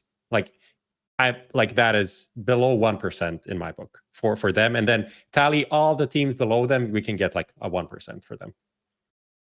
So flip this for when Mongolz win the major. When Mongolz win the whole thing. Yeah. But I think that's kind of the sentiment, right? Is because if you do think another team can win, like like actually win, not just, you know, make the playoffs, then who and then why, right? Like, what is it that we have seen enough of, or we know that has the potential that has that can be unlocked, right? Or that they've done it before, they just need to turn it on now. So the Heroic argument, I imagine, comes from a sense of like having, if all of the individuals are playing their absolute best game, they can beat top teams in the world. But that's the problem that doesn't regularly happen there. So I think people are expecting like them to play their best Counter-Strike at the most important tournament of the year. I mean, Liquid and VP, I would say, are the teams that are there that have like the player quality, in my opinion. FURIA in theory, but I don't really see it. No, not really. I don't think they're in that category either, to be honest. Like, outside of KSRADO, I don't think they have that many. Yuri played pretty well, RMRs. Yuri might be back. Yeah. Is he back? Do you think he's back? You know. Yeah. I think it's just like, it's such a steep drop off after these 5-6 teams. Yeah, and then like some of the teams that, like, I don't know, like the Mongolz, it's just they just have like, you know, inexperience factor or whatever, like, and there's always something about each of those teams where I'm just like, nah, you know. And even with Heroic, it's like you have to you need like so many different things to go right for them to have that chance. And like I believe in Nerds and I believe in Dexter to an extent, and then like, you know, at least they have the experience of Tessus and Shush. Like, that one's not completely impossible, but then once you get past that, you're just like, oh man.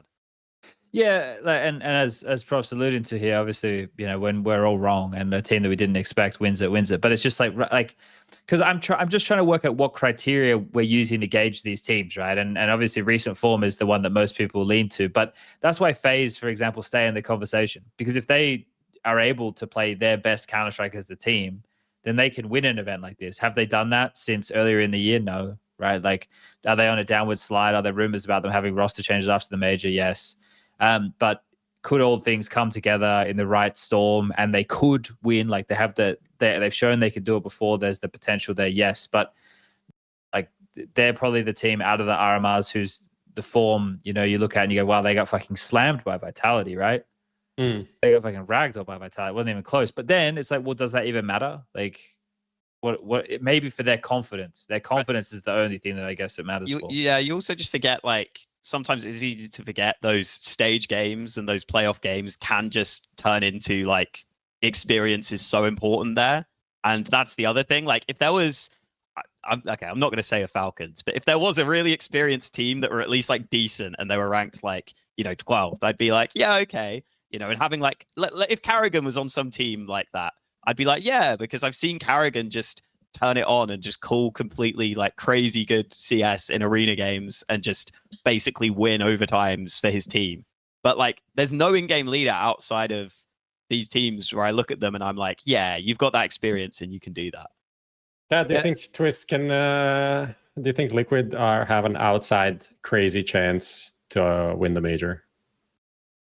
Like a crazy chance, yeah. I think the problem is there. We know that there's good pieces, but it hasn't come together for the confident building wins that I think that they needed, right? So unless they are hitting those match by match and hitting really good strides, I just see it's tough. Like, obviously, again, there's the pieces, the same as VP in a way, right? Like the pieces are there, and if they play cohesively, like there's so much firepower and output on that team that they can beat anybody, right? But the signs at the moment, well, that's the thing as well. Like when you ask me about Liquid, if I say anything like overzealous, people are like, look at this fucking JKS fanboy. If I say anything a little bit under praising G2, it's look at this fucking JKS fanboy. So you can't really win either way.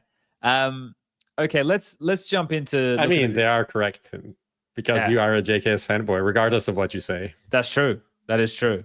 Let's take a look at these opening matches, Lucas. I'll whack it in chat, and you can just show the schedule for everybody because we do have the opening games for the opening stage. That's very fitting. FURIA Gamer Legion, VP MIBR, Liquid Cloud9, Complexity FlyQuest, Big Passion UA, Fnatic Wildcard, the Mongolz Rare Atom, and Pain versus Imperial. So a couple of domestic games there. The Mongolz Rare Atom and Pain Imperial probably stick out the most in that sense. I think that the most exciting fixture for me on paper is probably Liquid Cloud9 as the opener on paper. What's the standout or for you guys? I also think VP MIBR is a sneaky fun game. That's upset potential for sure. Yeah, definitely. I would say important game for these teams. It could be a nice confidence booster for MIBR. I think they have the possibility to win there and get off to a hot start. And I mean, it's going to be pretty rough. Like all of these teams are pretty good. No, again, as we spoke before, there's no free wins waiting in the opening stage. So like every match is super important. I know this sounds like I'm just fluffing it so hard right now, but I really do mean it, right? No, and I think that's reasonable, especially when you start to look at, like, I did this really rough and it was pretty quick, but like you look at Gamer Legion versus FURIA on paper and you think FURIA should be what, like 65-35 favorites in that one, right? Yeah, like, about that. But then you take a look, and again, this is quick, so there's people out there who are going to spend a bit more time looking at this stuff than me, at least before doing the show right now. But the way that that's going to work is, I imagine FURIA will veto second, Ancient, which means they ban. Well, they're going to ban Ancient and Mirage, right? And Gamer Legion are probably going to ban Dust to Inferno, Nuke. So that's going to leave you with like an Anubis and a Vertigo. And at that point, you go, okay, do you think a Gamer Legion could beat a FURIA on an Anubis or a Vertigo in a best of one? And yeah, there's definitely. And you start going, actually, they probably could. Like, you know, and well, you can do that with a lot of these games. Was Flamma's kid though? Yeah, he's good. Fun, good but also really exciting to watch. So that's something to. I mean, also a great game. Honestly, also a really good game to watch to see how this group is gonna shape up. Which, Honestly, Fnatic Wildcard as well. I'm actually really curious. There's gonna be the Swedish Opera duel. Oh yeah, that's right.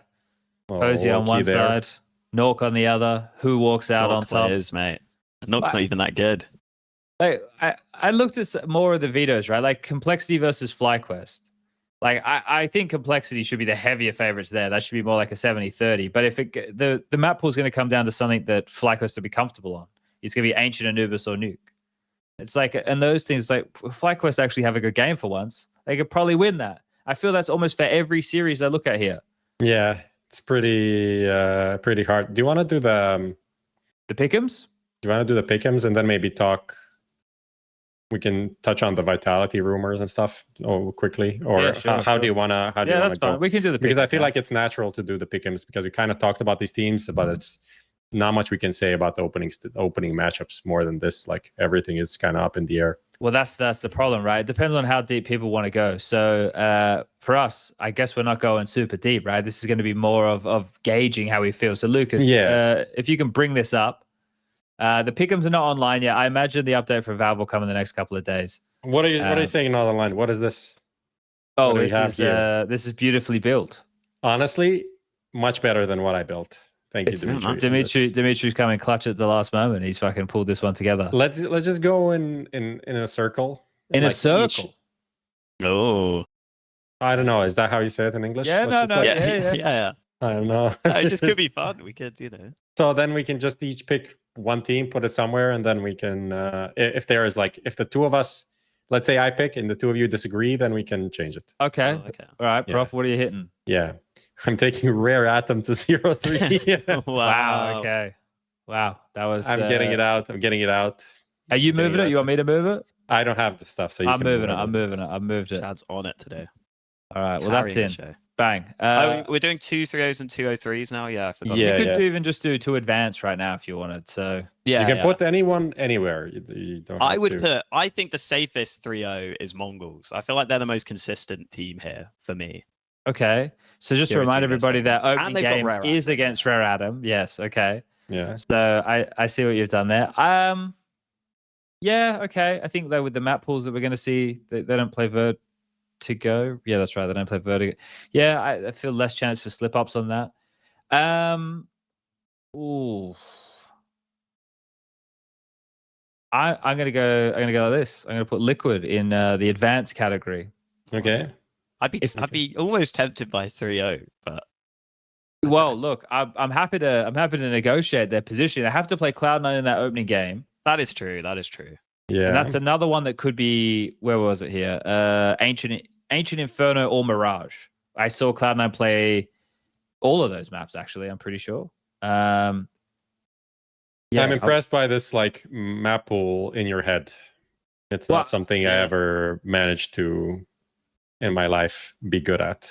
I was trying to do some prep. I got 3 days off now, right? So coming back to Malta for a couple of days, just trying to keep doing some work in between. So I've been looking at stuff a little bit more. But I just think like the other 3-0 selection is so hard to me. I just it is a pretty open field. Do you think if you looked at it, FURIA versus Game Illusion is the perfect place for that kind of a slip up, right? But what about Complexity? Complexity could be a 3-0 team. Well, they get FlyQuest first game. Bro, we're very different on the Complexity. I'm maybe not even putting them through. I don't believe in this Complexity. I just don't believe. How'd they go through? They overtime against Boss, 0-2 MIBR, 2-0 M80. What do you make of that one? Honestly, it's already difficult. Yeah. I would put FURIA to go through. I wouldn't put them as a 3-0. So I'll pick FURIA to go through in the advanced category. Cool. Okay, so we can still negotiate on this other 3-0 or 0-3 team at a certain point. Yeah. Who are we putting where? I guess just like VP to go through. It's already. You don't want to 3-0 them. You don't. it's just like in my head, the electronic and Jame dichotomy is just like it doesn't work at all for me. Like because electronic clearly has ideas and like we always think of him as like a secondary caller, and he seems like so opposite to Jame, and I haven't seen like that work at all. That's the only thing that holds me back, honestly. I listened to the interview with the bearded man. No, but the only one who's allowed to talk. Yeah. Obviously, he said a lot of things. Some things kind of gave me confidence. He had this like energy about how he was speaking. Okay. That gave him more confidence, more than anything that he actually said. I do like that VP are like on this back and forth between like, oh yeah, we might just replace Jame tomorrow. Electronic might have been calling the whole time, and then being like, no, Jame is our IGL all the time. I don't know what you're talking about. They have this very interesting PR. But one thing that he did say is like with their previous coach, I think he pronounced it Homa, the vibes weren't there. It wasn't clicking. We saw the that game on the plan, cams, didn't we? Not the vibes. He essentially said the game plan, the strat book was off. And with Pasha Noj coming in, it's he has like a year and a half of experience being like analyst or like assistant coach. To Jame, the synergy is there much better, and that's why they feel like they're starting to click. So that's all tidbit right there. I think if we don't have like Liquid in 3-0, I don't hate putting VP in 3-0 then. I don't, because we're not all going to 100% agree, but we seem pretty true. But what about, okay, you Chad, you're next. Well, we can revisit the 3-0 at the end. We Okay. can pop one up later. So the thing is, I think Heavy God's really good. But I don't know if that's good enough. Like I think he's an outstanding player, but I don't know if there's enough around Cloud9. So I'm just trying to if I'm looking at 2 best of 1s and a best of 3 required to get through, obviously, I think Imperial are fortunate to be there. They're the team that got through because FURIA won their series, right? So they didn't have to play the 7th place decider because FURIA won. Yeah. I'm pretty sure that's how that went. I don't know. I'm also not mega sold on Fnatic. Like I think like Blame can go carry mode. Mattis has some good moments, but overall, I'm not completely. What do you think about Icy? Are you guys sold on Icy? I just think of Amcal Icy, so that's the problem I have. I'm not looking at Cloud9 Icy. That's the problem. He's pretty good. He's just like a bit inconsistent, I think, right now. Yeah. Okay. Look. Icy looks shaky. Icy looks mid. This is the Twitch chat. I'm happy to take some pushback here, but Gamer Legion. No, that's not me. That's Lucas. Okay. Complexity. You don't reckon? I'm. This is. How many do we have there to go through? I'm an NA hater, but like 6. I think in theory, 2 3-0s, right? Most people would put complexity through. I just like when I watched their game against MIBR, I did just think it was like so scrappy, and like there was so many rounds where I was like, what is going on? And like Insani wasn't even playing that well. There was some wild moments. I was like, this doesn't look great. And also like it's just I would rank MIBR higher right now. The thing is though, so this is why I asked the question before about the form, right? So like the form of complexity at the RMR, like surely they're a better team in general than like that's not their best Counter-Strike they're playing there, right? And they're very stressed in that moment. They all say so. It's like I'd expect them to play less stressed, which seems like crazy. But like for a long period, they were like living off the fact that JT was randomly fragging way better than he ever had the right of fragging. And now I'm like outside of Elige, I look at this team and I'm like, Hulzerk, Grim, never consistent.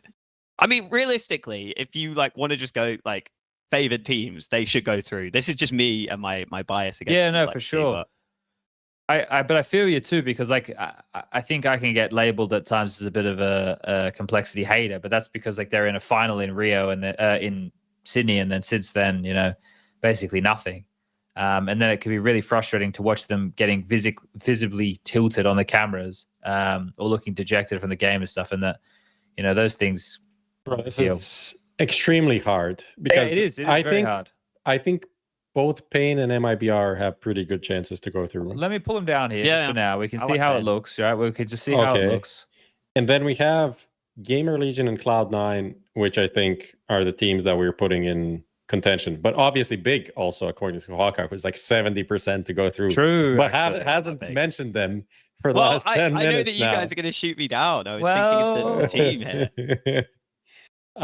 Do we think this to be safe? That way we're being nice to Asia and also horrible. Yeah. I do think I'd be putting Wildcard there. I'm the biggest non-Wildcard. Really? User, but yeah. I mean, I don't believe in their players much at all. I'm not going to lie. it's not a bad shout. It's not a Stanisla's bad a shout. decent cooler. And like, when I watched them, I was like, some of your team plays okay, but like the win they got against Liquid was like the most, you didn't really deserve to win this, but Liquid just kind of fumbled kind of game that I'd ever seen. And I was still seeing Ultimate get like 4Ks with the ult with no nades against him. And bad. What about So, Passion? Do you think Passion could go with 3?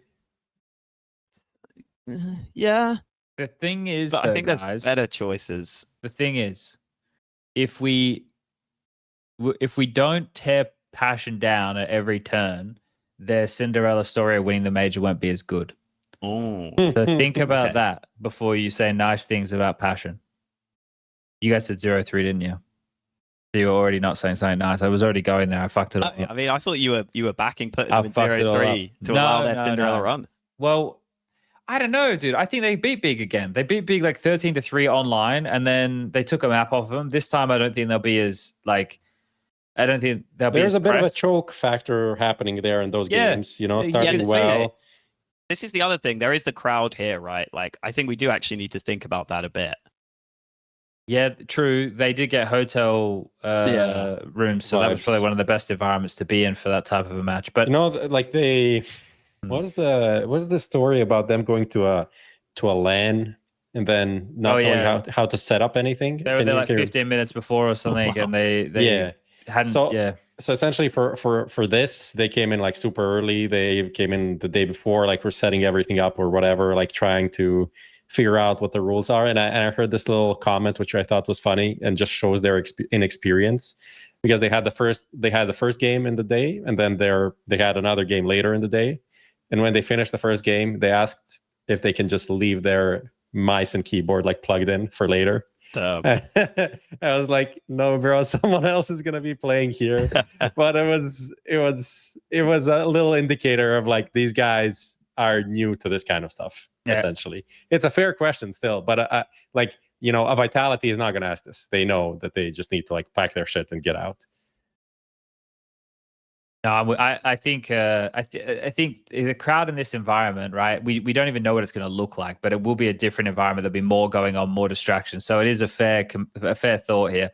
Look, obviously with these, and we're doing it by committee. So this is, none of us are co-signing. All three of us are just true. You know, it's not one of ours. It's a collective. So it's a being that only exists in now.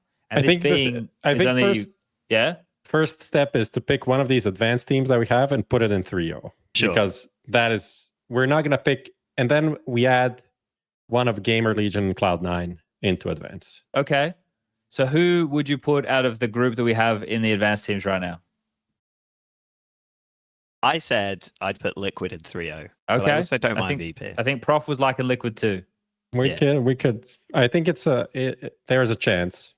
Okay, we just jinxed them. All right, well, it wasn't my fault. Okay, so then I would go with Cloud9 over Gamer Legion. Yeah, same. I just think Boomich is actually a pretty good caller, and they just have more players that have been there and done that.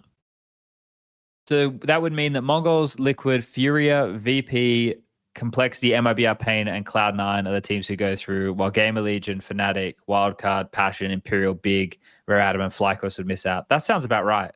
I don't hate this. Yeah. There's a few things I'd change. But Can you align the teams on the top just so they're like...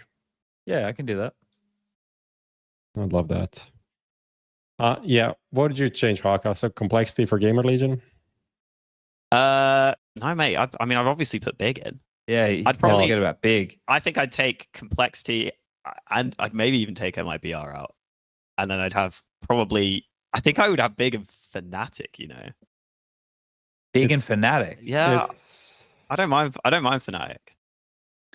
I just think the only thing is bodies cooling is like, But Chat, rate this 1 to 5. 5 1 is to good. 5. 1 is bad. All right, here we go. Rate the pick'ems. We're going to see what the people at home think. This is the thing. It's also like trying to gauge the regions, right? Obviously, we know Europe is the strongest, but we're talking bottom of the barrel Europe teams. I was thinking when I was watching the RMRs, I was like, bro, if we're going to expand the major to 32 teams, like we're going to have a tough time getting some quality CS right down the bottom there. It might get a little bit rough. 4, 1, 2, 3. Just a bunch of numbers. A lot of threes. I think we were like, middle of the pack. Middle of Threes the pack are right there. All right. I think it's gonna be super difficult. Who the fuck is gonna get a good coin here? I think it's gonna be a bloodbath. Dude, it's just like if you look at every match and you just spend a little bit of the time looking at the video, like obviously for Mongolz Rare Atom, I wouldn't because it's domestic and Rare Atom have few games. As long as Mongolz like don't play Inferno, I think anything else is fine. And if you're Mongolz as well, you're probably not scared of Rare Atom. And then you got Pain versus Imperial. The last time they played was at the RMR, and Pain fucking schooled them. I think that was on Ancient as well. It was 13-5. They fucking owned them on that. But outside of those matches, looking at it, Big versus Passion's a rematch from the best of 3. I think there'll be less nerves now for Passion, but as Hawka astutely pointed out, they'll be in an arena, so that environment's going to change maybe their focus, and we see them play differently. What about Searson? I don't know, dude. Like he'll be fine. He'll be fine. He played all right. He did what he needed to do, and if he can be in good form, it's the same as when we talk about EF. If you get your Woxy, you get your Zentaras, you get your fucking Searson, you get your Tabson, everything will be okay. I think that every game has something to go wrong for the favorite. I think Wildcard Fnatic is 50-50. The Wildcard believers are crazy too. It's just Fnatic non-believer, bro. Like, right, okay, yeah. That's the problem. Like Fnatic, like again, looking at it, it could be Vertigo or Nuke. Wildcard versus Fnatic on Vertigo or Nuke. Like that one's going. No one knows where that one's going. I want to see how close my vetoes are. I'm gonna fucking keep these saved somewhere so I can see. Veto. I have. I guess we lock this in and pray to the higher spirits. All right, lock it in. That we did good. That means you can take it off the screen, Lucas. I wanted to ask what you guys think about these vitality rumors for you, hawka. How much? So one was Spinx leaving, the other was Apex being shopped around, and then there is a third rumor about Jimpphat going to Falcons. These are 3 rumors that circulated these past few weeks. Tell me your opinion on them. Are they real? I don't, mate. I'm the least like insider, guy. I'm not asking for insight. I'm like, what does your gut say? Do you think is it believable to you? I think the Spinx one seems like somewhat believable. I think the interesting thing with the Spinx one is with Apex and the way he calls. I'm almost like, are they a team that like kind of doesn't even want a player who's like lurkery like at all? Do they just kind of want players that are just like way more like active and brawly? Like, does he just want a team of that? Because that could be kind of interesting, and I don't even think it's like terrible. Well, I think you bring up a good point because look, the rumor is that Spinx departing because he's not getting along, right? Yeah. Within the confines of the team.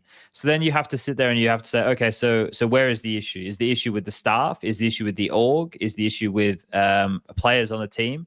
And then if you go, okay, yeah, it's issues. If we say it's with players, like I don't know, then the assumption is that maybe the issue is with Apex because we all know like how Apex reacts. Who else would it be? Exactly. Like, it's not going to be with Zywoo. That's number one. It's not going to be with Mezzi. Flames. With Flames, it's like unlikely, considering they're both from the same country. They have some like vibes there going on. And then Apex, I can see a lot of people being annoyed by Apex. I feel like that's not. I think he would probably agree to this too, this assessment. So it makes the most sense out of everything. And I think hawka, what you say about like the game style and his play style, honestly, that's something that there has been a problem, especially like T side, where Spinx is and how he activates or doesn't activate. It just never really feels like they figured out how to use him properly. So there was obviously the story that he was looking for options at the half of the year, the season break. And it doesn't necessarily mean like, oh, he hates this team, because obviously he's stuck around, but maybe he just thinks in a different system, I'd be a better player. Yeah. And I'd enjoy playing more. So maybe that's the angle, which kind of feel seems like reasonable. Yeah, it's one of those though where I'm like, I don't know if that seems like a mistake to me, because it's like, okay, you might not be 100% comfortable on this team, but what would you rather go to a team that's worse that you are more comfortable on and you get to play comfortably and better? Like, do you want to do the Elige and go on some like random team that's not that good? Like, I don't know about this, guys. Maybe just try and find that compromise. But then also, right, how can it I think both the Spinx and Apex things can't be true at the same time then. Because like, why would you be like sneakily trying to sell Apex if we think that's probably the clash with Spinx? No, you just get a different in-game leader and just like try and work it out, surely. Yeah, you mean not a different agile, you mean a different rifler. Yeah. It's just like, yeah. Just... Well, no, because he's saying that, you know, I'm with. I mean, like, okay. You're saying one can be true, but not both at the same time. Yeah, basically. Yeah, that makes sense. No, I agree. I think the Apex thing is not. I don't think that's real, and it was kind of denied as well. You can make of that obviously what you want. People deny a lot of things, but I just don't think it doesn't make any sense for me why they would want to sell Apex. It just like, because what else is on the market that is better than that? Even if Kerrigan is available, because that phase video that came out is Kerrigan is a thing in itself. It is a retirement video ahead of a major, so whatever that is supposed to mean. But why would you want that? That's not better for you. It's not better to change your IGL to get someone that's like he is a legend, but there's no reason to think that this would make the team instantly better.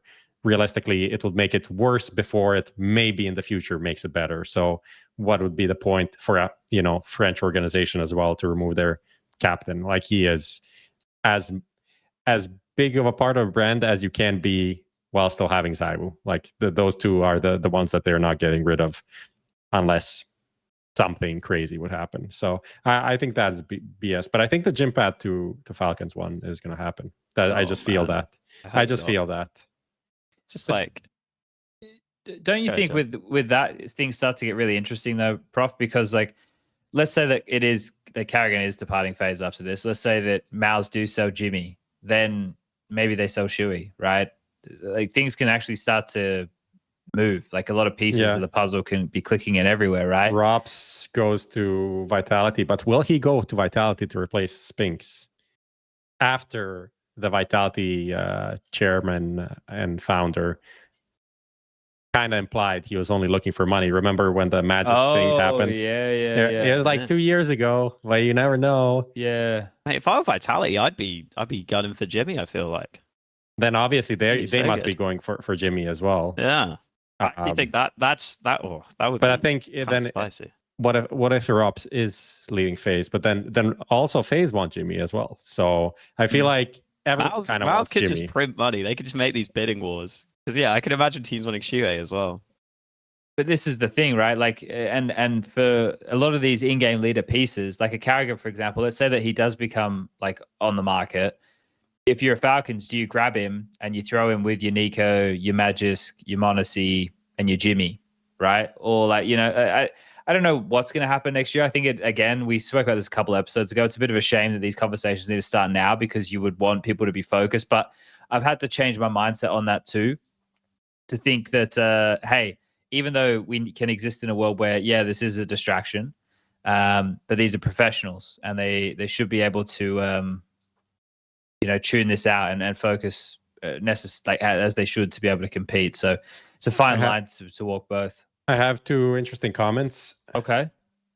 Catman out says Device will join Falcons maybe. Smiley face. What do you think about that? I don't think Device is coming back to this lineup. Astralis. I don't think I said this on HLTV Confirmed. I didn't, because we didn't do an episode since this news came out. I don't know if he should come back at all. I like. Do you think he's going to retire? Well, I don't know if he's going to retire. Like, I think that the thing is, and I will got to make sure I preface this because you need to be safe with these things. But when I spoke about this on Talking Counter, I brought up, like, obviously this is for stress related issues that are being caused, and he said he's having trouble sleeping, heart palpitations, all of that, and mental health is a very serious thing, right? And I'm not trying to detract from that or anything, but there's a certain point whereas if the lifestyle of being a competitor in Counter-Strike is having a negative effect on your health, and then that's also bleeding into missing tournaments, especially important ones like RMRs and stuff, and this is the second time this has happened to him, then, you know, maybe there has to be a consideration that this just doesn't, like, fit. Right? Like, I know that seems like a crazy thing to say because we're talking about major winning device here. Like, awesome guy, like, great player, but sometimes, you know, if it doesn't match up with what your body's telling you, then maybe you can't compete. Like, maybe it's not for you because that's what we're doing, right? It's just it's a tough thing to say, but, you know, there's a real chance. Like, he said, I'll be back early next year, but you don't know how long it's going to take to get on top of what the issue is, right? So yeah. I mean, it also just depends on what makes sense for the team. Because the thing is, with Cadian being there, there's an option. There's an option. You know, they could just continue playing how they played now, right? So I don't know what's going to happen. That's a whole thing. There's another thing that I wanted to mention. What was it? You said you had two things. Scorm said nothing can be signed or handshaken at this point, ? If this is the case, it should be listed as a conflict of interest by Perfect World. Falcons, the exception, I guess. So this is interesting because he's, like, kind of implying no one signed anything yet. Yeah. And I think that is true. I think that is true for I think that mostly it's just talking and, like, trying to figure out what is possible, what kind, like, if I said yes, what would my salary be? What the, you know, if this person wants to sell this person, what the buyout would be. I think these kind of conversations are happening. I don't think anything is signed. That being said, why has there been no disclosure of conflict of interest for Simple playing in Falcons at the RMR? ? Okay. Why is there no conflict of interest disclosure for Jimpphat playing in Sangal and being, like, Eternal Fire on loan? I reckon you should get ESIC on it, Prof. I should get these nuts in your mouth. That's what I'm gonna get. But these are actually serious things. These are actually serious things. Like, why is this? Because for Simple, we 100% know he is contracted to Navi, but there hasn't been a post from Perfect World. I don't know. Maybe he did, submit it to them, and they just didn't put it on social. But they didn't put it out. But, you know, everything else has been put out. Like, Alicia's 0.028% of liquid have been noted there. So and Zip's payouts coming from Astralis have been noted there. So I don't see why this wouldn't be if it was supported. Yeah, I see what you're saying. Like, is there some rule that this fits under that we're unawares of where it doesn't count? Or is it, like, clear as day this should be? I don't see how it would be, to be honest. Yeah, well, I don't know. Maybe we could reach out to Perfect World and ask if they did receive those disclosures of any variety, and why aren't they public? I imagine communication with Perfect World can be a bit tough from time to time. But I'm interested in the future with these, like, major cycles now. Okay, because I feel like in traditional sports or, like, football, which I follow, you get, like, this 3-month period, which means that, like, there's enough time after the end of the season to, like, actually negotiate like deals and contracts and stuff. But in esports, if you only have this 1-month period and it's meant to be a break, it's like you finish the major, and then I feel like you maybe have a week off before you want to try and, like, really get on top of your deals and what's going on. So, like, I wonder if we get these leaks now before the major, because teams are kind of now having to consider what they will do depending on how they finish, maybe. And also just, like, players in general sometimes just randomly decide, like, yeah, my team's doing well, but I don't like it that much. So, I mean, I think the big part that people often don't think about is, like, contracts run out. So if your contract is running out in 6 months, in a year, you are already negotiating what's going to happen after that. And then if these negotiations with the org, even if you want to stay, if they're not going well because you want more money, or they don't have the money and they want less, or someone else is bidding for you because you can walk free, therefore ask for a higher salary since you don't need a buyout. There are all these things, all of these like little financial reasons why some players are not going to stay in a team, even though the team is on paper fine. And these decisions are made before the major is being played, which is kind of crazy. But maybe the decision isn't made, just to correct myself, but the talks are there, because you can't really rely on, I'm in this team, we're going to win the major. There's, even if you're like a favorite, you have 15-20% chance at this point. I don't think any team has more than 20% odds of winning the major, so you can't really bank on that. It's more like, okay, we reach playoffs, which is a reasonable result. What do I want for my future? Yeah, this is a topic we were talking about a couple of weeks ago, Hawker, and it is going to put a bit more pressure on teams in the lead up, and it is going to make the post crazy. So, yeah, and there already are like rumors flying around, and that's kind of why we're seeing this stuff come out around Vitality, and there's lots of other stuff in the back end too. So it does change that, which is a bit unfortunate, but I guess we roll with it. We see how it evolves, and we see where we end up. Okay, gentlemen, have we missed anything major this evening? Obviously, there was a lot of different things, but we tackled them, I think, all pretty concisely. Yeah, we didn't really talk about Falcons in its own, but honestly, we spoke about them this whole year. And I know, Chad, me and you agree that we're glad that it's over.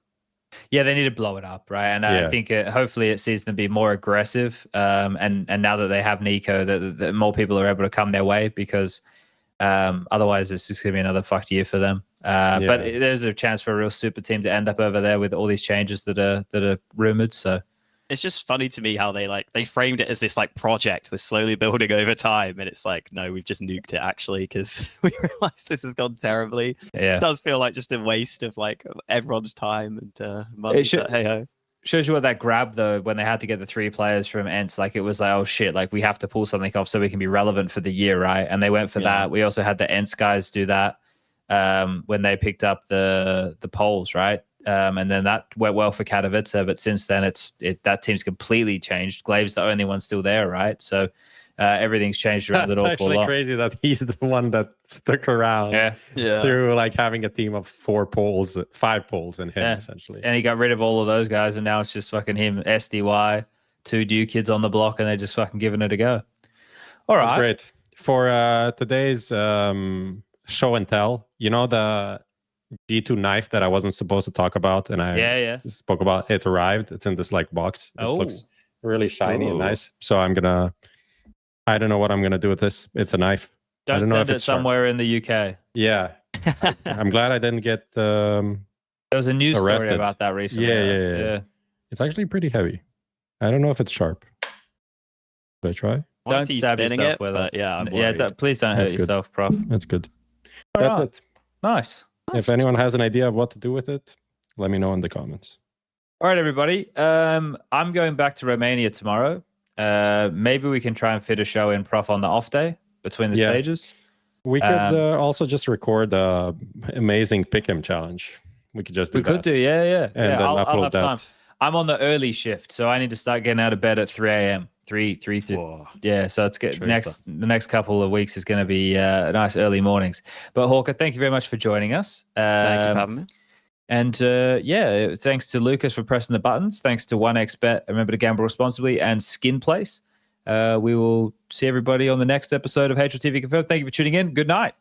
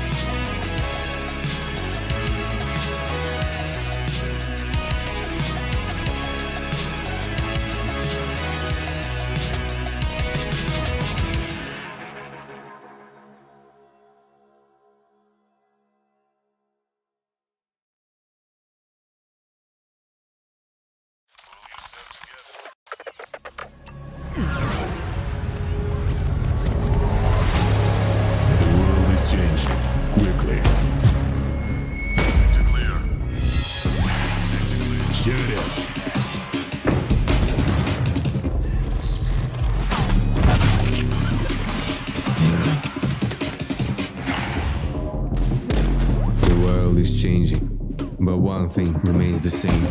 Victories with 1xBet.